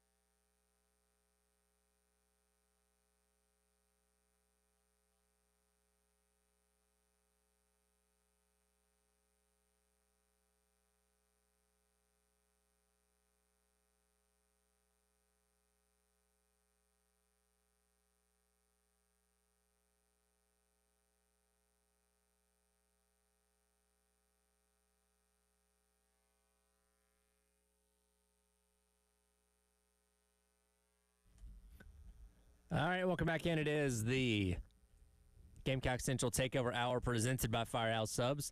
Tyler Ed, Chris Clark, and Wes Mitchell will be joining us shortly. He let me know at the last second he would be remoting in today, so I'll have him up in a moment. Game time decision. Game time decision. You know, Tyler, when you have a little one, I get it. they tend to force. I'm not hating on him. Or maybe it's not it. You know, Wes might be working on one of our super secret projects. That's also possible. Also possible. I don't know. We'll find out. Maybe we'll interview him about it. Find out what the deal is. But yeah, no, I get it. He's got a lot of things going on right now. For sure. I won't hate on that. We'll get him coming up here in just a second. But you know, we spent the majority of I hadn't even planned on doing that. We spent the majority of last hour continuing to unpack what happened on Saturday and really kind of getting a perspective on what this team is 4 games in the season. And, you know, again, to Beamer's point, the other day when Jack asked him about the struggles of the offense, and that question came off the heels of the play calling conversation with Mike Shula. You know, his pushback on statistics was, well, not everybody's played high-quality opponents, so you got some teams that are going to have balloon stats as of right now that'll eventually come back down to earth.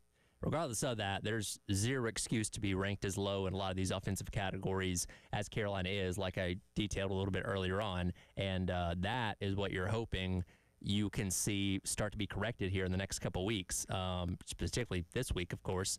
You just don't know if they can suddenly flip that switch and start executing differently. Well, I think what you've got to, start with the things that are holding you back the most. And right now there's, obviously a lot of those things. What is most correctable for this team going forward? Last year, South Carolina was 3-3 through the first 6 games. How are they able to turn it around if we're going to try to reverse engineer this thing? Well, they had a good defense throughout. I think one of the things that you could point to is they stopped turning the ball over so much on offense. That was certainly a big one. And then Lenoris Sellers continued to grow. He started doing, he was doing Sellers things early. Remember the LSU game that he got knocked out of? He did some big things in that game, but he continued to grow and get better. I think we've seen some things that we thought would be better already from Sellers this year that are not.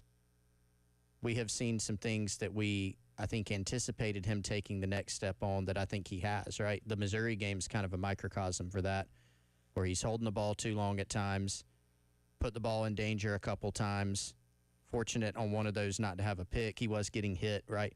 But then the downfield throwing, the throw to Nick Harbor, rolling to his left, throwing to Seed, there are some signs there, I think, of growth. But to go back to my original point before I got off track, what is most correctable for this team? I don't anticipate at this point that South Carolina is going to go from a team who's getting 19 yards in a game from their running backs to now you're running for 200 against SEC opponents. That is a very hard leap to envision. What I can envision is, can you cut out procedural penalties? Can you get some semblance of a run game? Can you clean things up to where you're not holding the ball so long or taking so many sacks? What can you clean up?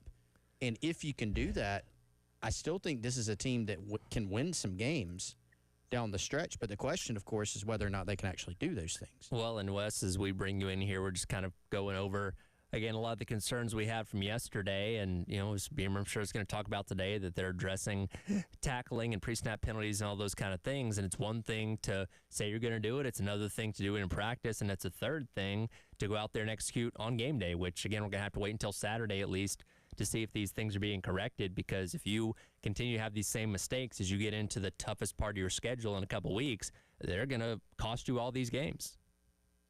Yeah, and, we knew going into this Missouri game, guys, they were going to have to play better, if they were going to win the game. Frankly, we knew going into the Vanderbilt game, they were going to have to play better if they were going to win the game. And, I did think, and I know some fans will maybe roll their eyes and just say, hey, that's lip service, whatever. But I still think it is worth mentioning that I thought Beamer sort of was as forthright and forward as he has been in one of his answers on the teleconference on Sunday, just basically, maybe not talking specifically about everything we just talked about, but with some of the issues saying, hey, we now have a 4-game sample size, of things just not being good enough. And also sort of acknowledged and I think was basically speaking to the fans when he said, look, just because I'm not throwing everybody under the bus in a press conference does not mean that we're not addressing these things behind closed doors, and that accountability is a key core value of his program, was the way he put it. So, I think, some people may say, and it's fine, they may say, well, I want to see it on the field. I want to see better play. And that is certainly an approach you can take. But that was the closest I believe we have heard him to like truly kind of acknowledging, like, especially in comparison to last week when talking about the offense, when he talked about, hey guys, we turned it around last year when a lot of people were complaining about the offense then. And, now he sort of said, look, we've got a 4-game sample size here of several areas that just simply are not good enough and aren't to the standard. And now it's about going out and trying to find a way to fix them. Now, I will say this, they did make some tweaks to the offensive line going into this game. And now some of them were blown up by injuries and kind of created an even different configuration up front than we saw before. But of the issues, I'm sure they're trying to fix them. They're trying multiple things to fix them. They actually quietly had a new starter in the front 7 at linebacker. Justin Okoronkwo started instead of Sean Murphy and ended up playing more snaps than anybody at linebacker. So, in terms of tackling and stopping the run and those things, they have been tweaking things. This has not been, hey, we're just going to keep doing the same things. However, I completely understand fans saying, well, hey, I just want to see those results, Yeah, I think, too, Wes, that, some fans are at the point and look, some fans get there, after the ODU last game, fire everybody. Probably wasn't the solution at that point. If you're somebody out there who says, look, Beamer needs to make some changes, like that's a fair point. I think you can argue that point. It's a fair point. Maybe some other people say, no, he doesn't. That's an ongoing conversation. I think some people, when they think about the accountability even that Beamer mentioned, is they want to know how. It's almost like it's different, right? But I was just thinking about how the SEC put out their statement the other day about the officiating, the blunder that's still controversial. Like, was it legal? Was it not? I don't know. The SEC says it wasn't, so I guess it wasn't. And, accountability will be applied internally, no further comment. Sure. And I think some people, when they hear Beamer say we're holding people accountable, they don't really know the how or why. And it's very possible, like you said, Wes, that it is like changing some personnel things, changing some scheme things, yelling at coaches, whatever. Like some people, when they think accountability, they only think firing a coach. That's one way, right? But there are other ways that you can try to improve your program. And so we've seen Beamer in the past. He went through a couple years where people said he'll never fire anybody, he'll never move anybody. He did after 2023. He fired a coach for the first time. He made some reassignments. He kept some things. He felt like, hey, we had to change some things, have some hard conversations, but we kept some guys. What will he do this time? I don't know, because we're 4 games in. I don't think he's at the point where he's going to make any, changes right now. So if you're not going to do that, what are you going to do? And I think that's just what people are wondering. And he'll probably, talk about that some today. Well, and going to the point about him, and you're talking about Montero Hardesty after the 2023 season, not being a guy that's firing guys left and right and stuff and making changes all the time. Beamer seems to be the kind of coach that lets things play out, believing that they can get better. And, I go back to a couple years ago, same 2023 season, where we thought Clayton White was maybe a dead man walking because of how atrocious the defense was in the first half of the year, and they obviously got better as the season went along, and lo and behold, ended up having one of the best defenses in recent memory a year later because he didn't make a change and wrote out the process and believed what Clayton White was telling him in terms of things were getting better. So I imagine the same kind of conversations are going now, and, let's just throw Shula out there, for example. Let's say if you said, all right, Shula, get out of here 4 games in. All right, do you have the personnel behind him to suddenly fix things and make the rest of this year, better? Or are you just punting on the offense being anything this year if you make that kind of change? I think there is something to letting the process play out. And at the end of the year, if it's still terrible and you want to make a move then, okay. But I don't think you accomplish much if you suddenly just say, all right, Shula's gone. Let's find somebody else within the building now to call plays. Well, go ahead, Wes. No, we were probably going to say the same thing anyway, Chris. But very few people, when in the moment, enjoy that idea of waiting and seeing. You know what I'm saying? And and sometimes you get to the end of a tenure, and a guy gets let go, and the fans are able to say, "Yo, I could have seen that 3 months ago. I told you that 3 months ago." Other times, to your point, Clayton puts one of the best defenses out there in South Carolina history last year, in my opinion. So, there's a lot of things at play when it comes to that. But also, it does seem like South Carolina in the last 5 years or so, the backup play caller has essentially taken the place of the backup quarterback. This time last year, how many people were saying, give me Mike Shula as the play caller last year? By the end of the year last year, I read on the internet that he was calling the plays, which, and I say that tongue in cheek just because that kind of that rumor seems to pop up all the time around here. If things aren't going well on offense and then things go well, it was not Dow Loggins calling plays, or Freddie Kitchens was calling plays instead of Marcus Satterfield. Which my thought to that conspiracy theory was that, all right, if somebody else was calling plays at the end of that season when South Carolina went up and down the field on Tennessee and Clemson, they would have hired that guy, not an outside source. Yeah, it was so fun. It only took, things are getting more and more accelerated. So, I think we can. Well, I'll spare the details, but Wes, there was a rumor we both heard going into the Missouri game. Game 4, somebody else is calling plays this week. It's like, guys, we're going to start doing this thing.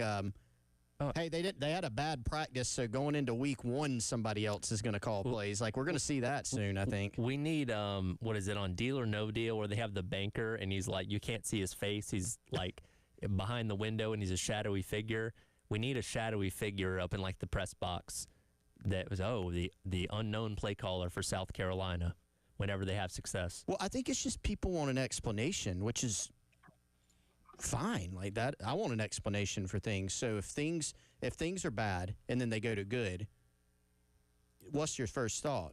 Somebody else did it. Something changed. Something changed. What was it? It can't just be the process of getting better, or if something's good and it goes bad, why? So sometimes that's just ball. That's how it plays out, So, Carolina's been in a similar position before. Shane Beamer's been in a similar position before.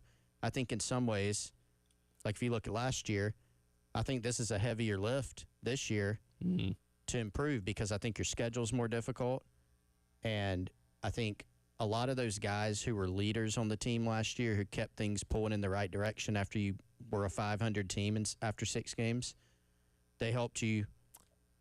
Their presence really helped you turn around. All those guys all their team captains except for Lenora Sellers from last year, permanent captains, are gone. I think you're having more struggles offensively than you had.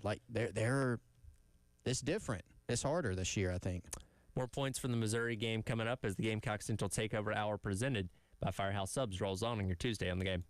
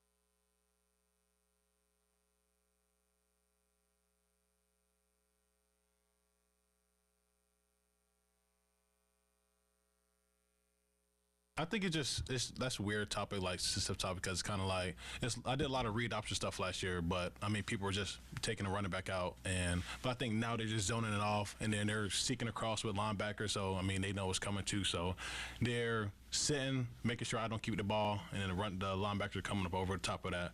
And then say if I do have like a run or something, they're just all shooting gaps, so it's kind of like they know what's coming too. So.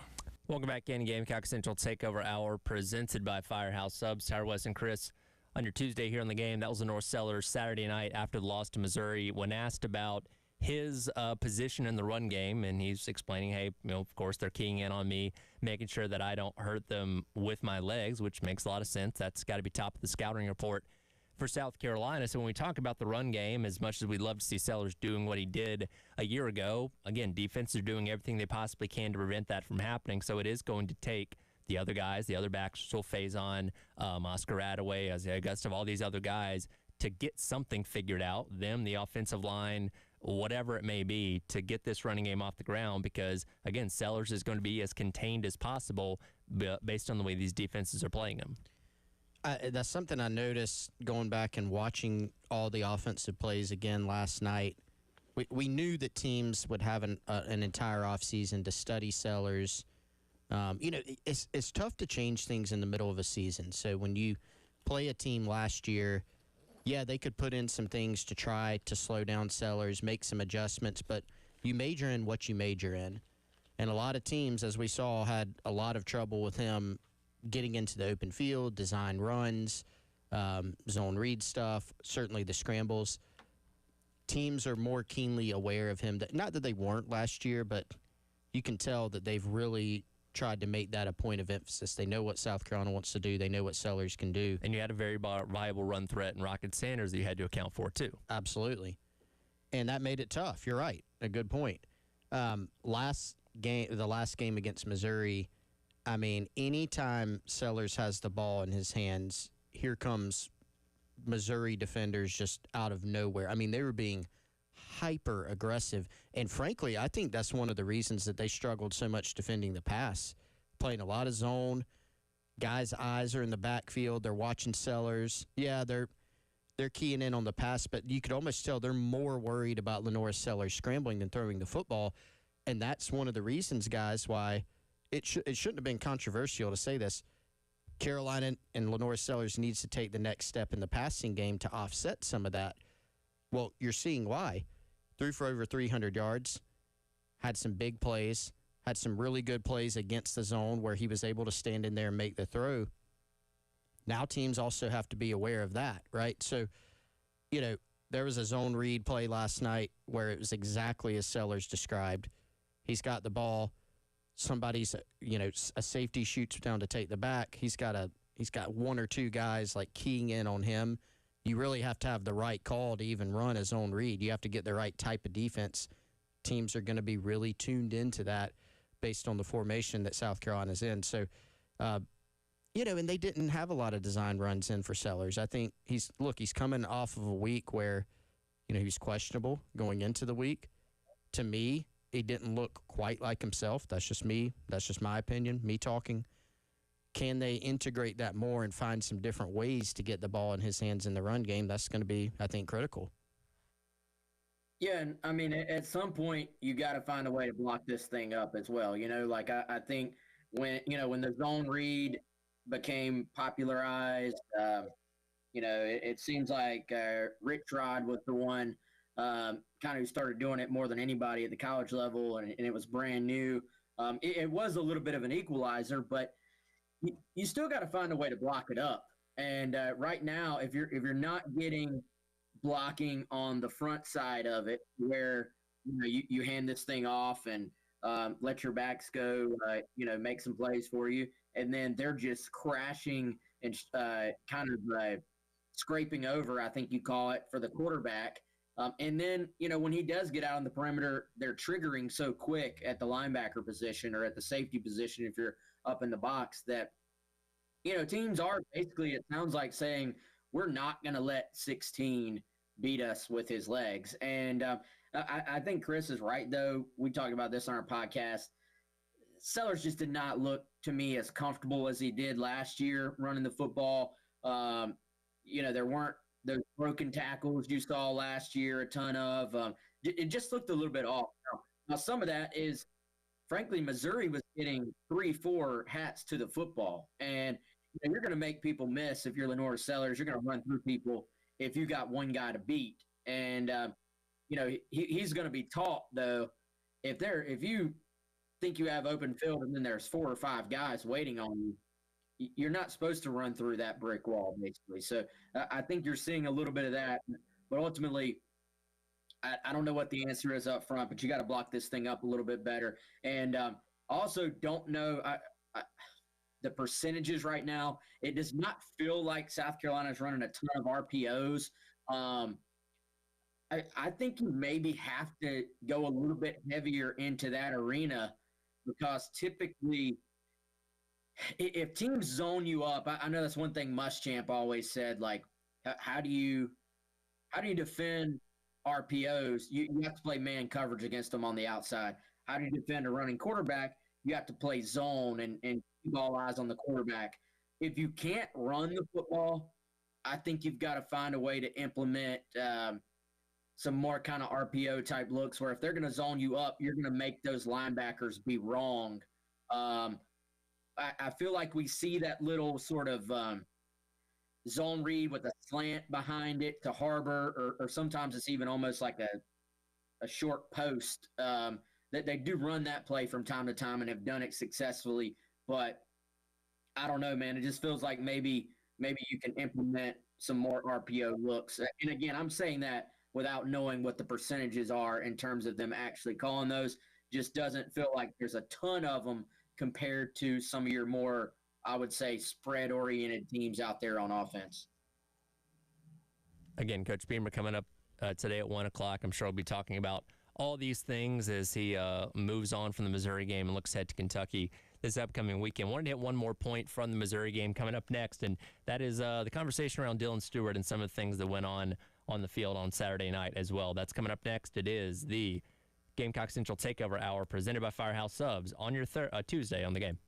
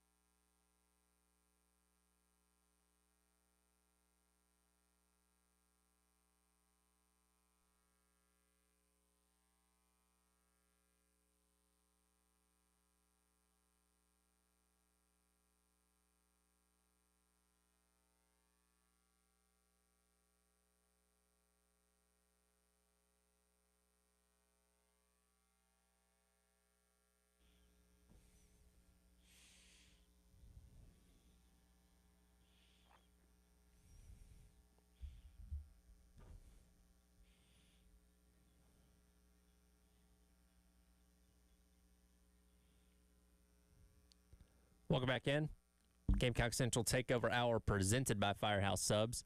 Tyrod West Mitchell and Chris Clark along with you here on your Tuesday on the game. Reminder again, the Lawyer Lisa Special Teams Contest is rolling through the season. $300 up for grabs this weekend as the Gamecocks take on the Kentucky Wildcats. If you've not done so already, go online to 1075thegame.com and register for your chance to win, because they do have a special team score this weekend. You could have that $300 by next week. On 1075thegame.com and check out the Lawyer Lisa Special Teams Contest. Obviously, we've talked so much in this past 2 days about the defense and the issues with tackling and all that kind of stuff that made for a long night on Saturday. One thing that is becoming concerning to a lot of people is what's kind of taken place the last couple of games in regards to some of Dylan Stewart's moments on the field. He, of course, had a roughing the passer against Diego Pavia 2 weeks ago where he took those extra steps, kind of gave him a shove, got into a situation with Bryce Henderson, the offensive lineman, that had some words for him earlier on in the week that got him eventually kicked out of the game late against Vanderbilt. Thankfully, that didn't carry over into the Missouri game in terms of the ejection, but late in the game on Saturday, on that drive that Missouri would end up kicking the field goal that put the game out of reach for Carolina, Stewart makes the tackle on Jamal Roberts, the running back, whistle's blowing, and he kind of does his best Brock Lesnar impersonation and kind of suplexes him a little bit. Thankfully, didn't get called for it. Very well could have. And that's one of those things, and I didn't see this. I wasn't at the game, obviously, but there was apparently after the game, he was walking off the field. Beamer had to go grab him or something to come back and do the alma mater. Again, I'm not trying to make too much of this, but it is a couple of things that have added up over these past couple weeks that do give you a little reason for concern that your best player is, getting frustrated to some degree. Yeah, and to be honest, guys, I did not only saw what was said about the alma mater tunnel thing. I don't know anything about it. I frankly haven't heard much of anything about it, so I really feel like it'd be unfair for me to speak on it. Is there some frustration? Yeah, yes. I think that's very fair to say. I think that shows through. I mean, we saw it like last year. You think about the Ole Miss game. Dylan had, the thing in that game that they had to deal with. And I think that was born out of some frustration too, right? Because it was late. You were down by a lot. He's a guy that shows some emotion, right? And what you can't let that do is affect your play. Can't let it affect your effort. I think we've seen from Dylan in these first few games that, probably statistically, I'm sure he's not where he wants to be. He's got a couple guys in that room that I think we're going to help him out, like Brian Thomas Jr. is having, I think, still a really good season so far. There's a couple guys in Jalen Brown and George Wilson that we're going to help that are hurt, and the team's 2-2. The defense has had some struggles the past couple weeks. Dylan Stewart is a guy that, particularly in the Vandy game, apparently a big part of their game plan was to try to frustrate him. He gets tackled Brock Lesnar style, right in front of a ref, no call. So I'm sure some of those things are frustrating, no doubt. Yeah, and I think, guys, one occasion is just one occasion. Certainly, I don't think this is the end of the world, but at the same time, you are, to Tyler's point, you're seeing some trends here at this point, right? And I think it was even talked about looking back at last year. If you look at the announcers and what they've said in actually a couple of the games this year, they've had conversations, I'm assuming with the coaching staff, about how Dylan was trying to deal better this year with the mental aspect of teams just saying, hey, we're going to triple team you and just try to take you out of the game, right? And that's gotten to be frustrating to know you are the biggest impact guy on the field, and teams are just saying, we're not going to let you be the guy that does it. And so I think dealing with those things when you're winning and when things are going well in terms of the team, it's one thing. And, it's completely different maybe when the frustration starts to boil over if you're losing games. And I think that's what we've seen. I think it's just a matter of continuing to learn as a younger player how to channel that energy, that competitiveness. You want the competitive drive, right? You want the guy to care. And you see a lot of people talking today's NIL transfer portal world. Oh, that talking in general. Oh, that guy doesn't care. This guy doesn't care enough. They make too much money. Well, you can tell Dylan Stewart cares. Like he wants to do well. He wants to compete.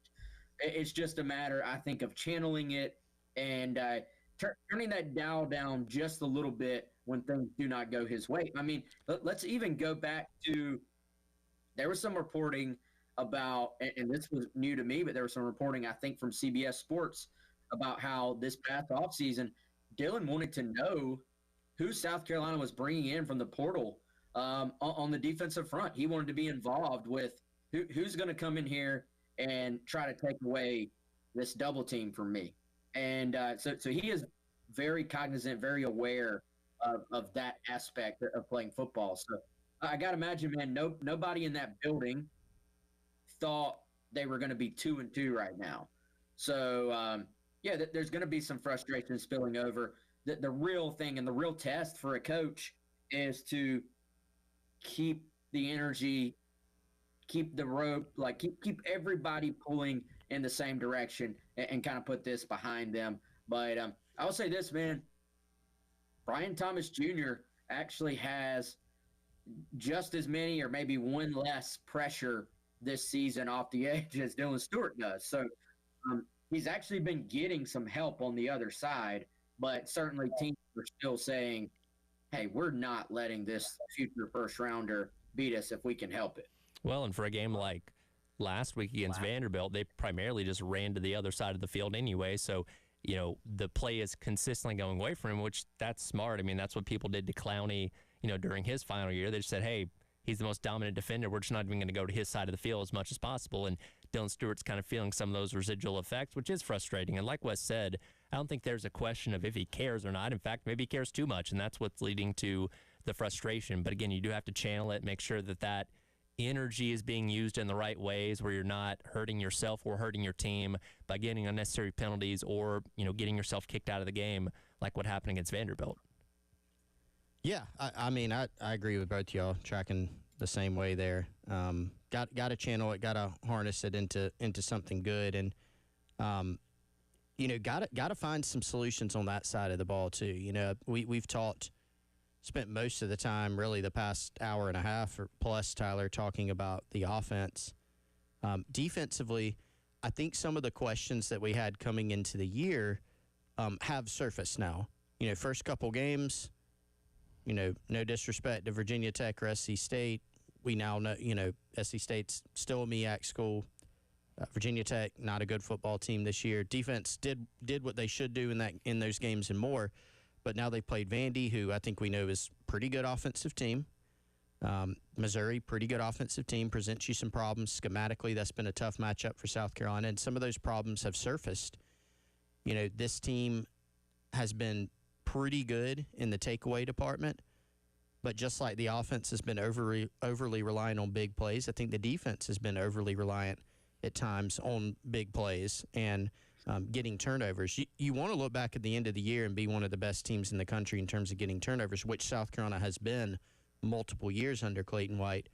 But you also have to find a way to get off the field on third downs, which has been an issue in the last couple games. So what are the solutions? Can they get a little bit healthier there, in the next couple weeks? Maybe that'll help. What do you tweak schematically? There's some answers that I think you got to find there too. Well, I think, unfortunately for Carolina,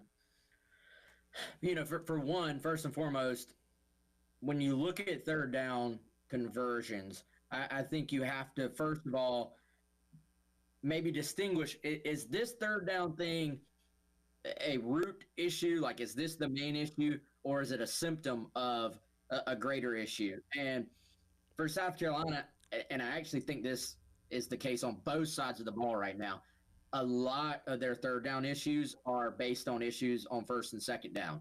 And it is team on offense against South Carolina getting in these makeable third downs where they have their entire playbook at their disposal.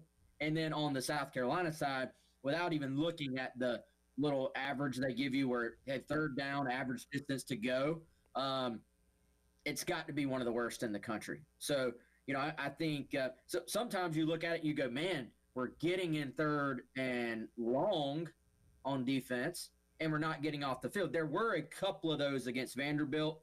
Now, some of that was just Pavia being Pavia, like being that guy that just aggravates you to death.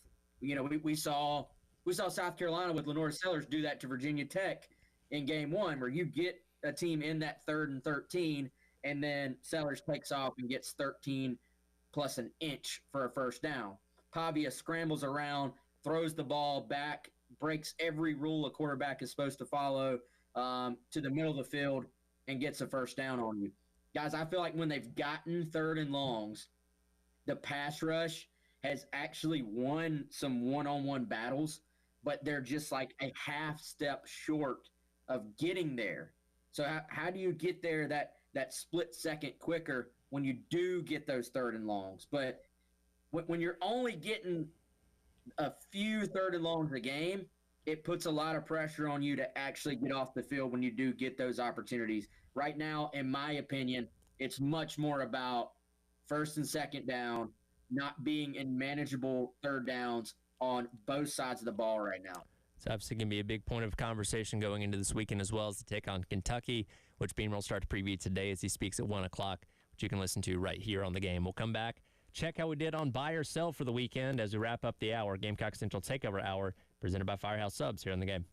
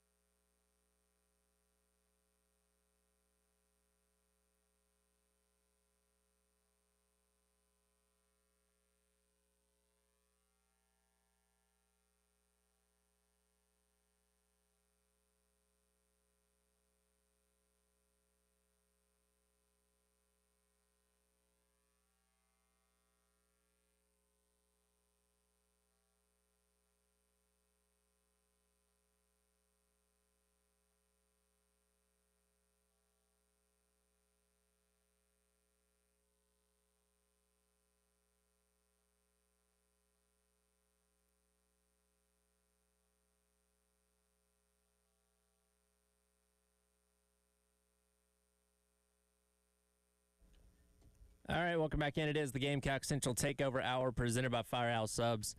Tyler West Chris along with you here on your Tuesday, wrapping up the show as we're kind of putting our final thoughts on what happened against Missouri over the weekend.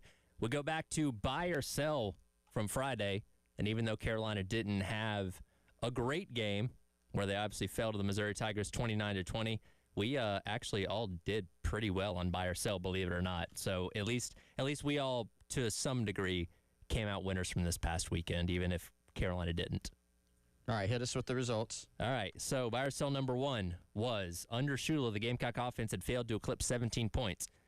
The question was, they scored more than that on Saturday. We all bought that, and that's correct. They scored 20 points. They finally eclipsed that 17 mark. So point for all of us. Buy or sell number two. In 3 of 4 games versus Missouri under Beamer, a Missouri running back had rushed for at least 100 yards. Buy or sell, that was going to happen. The buy or sell, Carolina was going to be able to prevent that from happening. We all sold, and, well, it kind of speaks for itself. I thought the number was 150. I went at least 100. Oh. So, man, I swore you said at least 150. No, I have it written down as 100. Because, what's his name 2 years ago? Schrader. Only had like 82 yards. Okay. So I went in 3 of the last 4. What's that?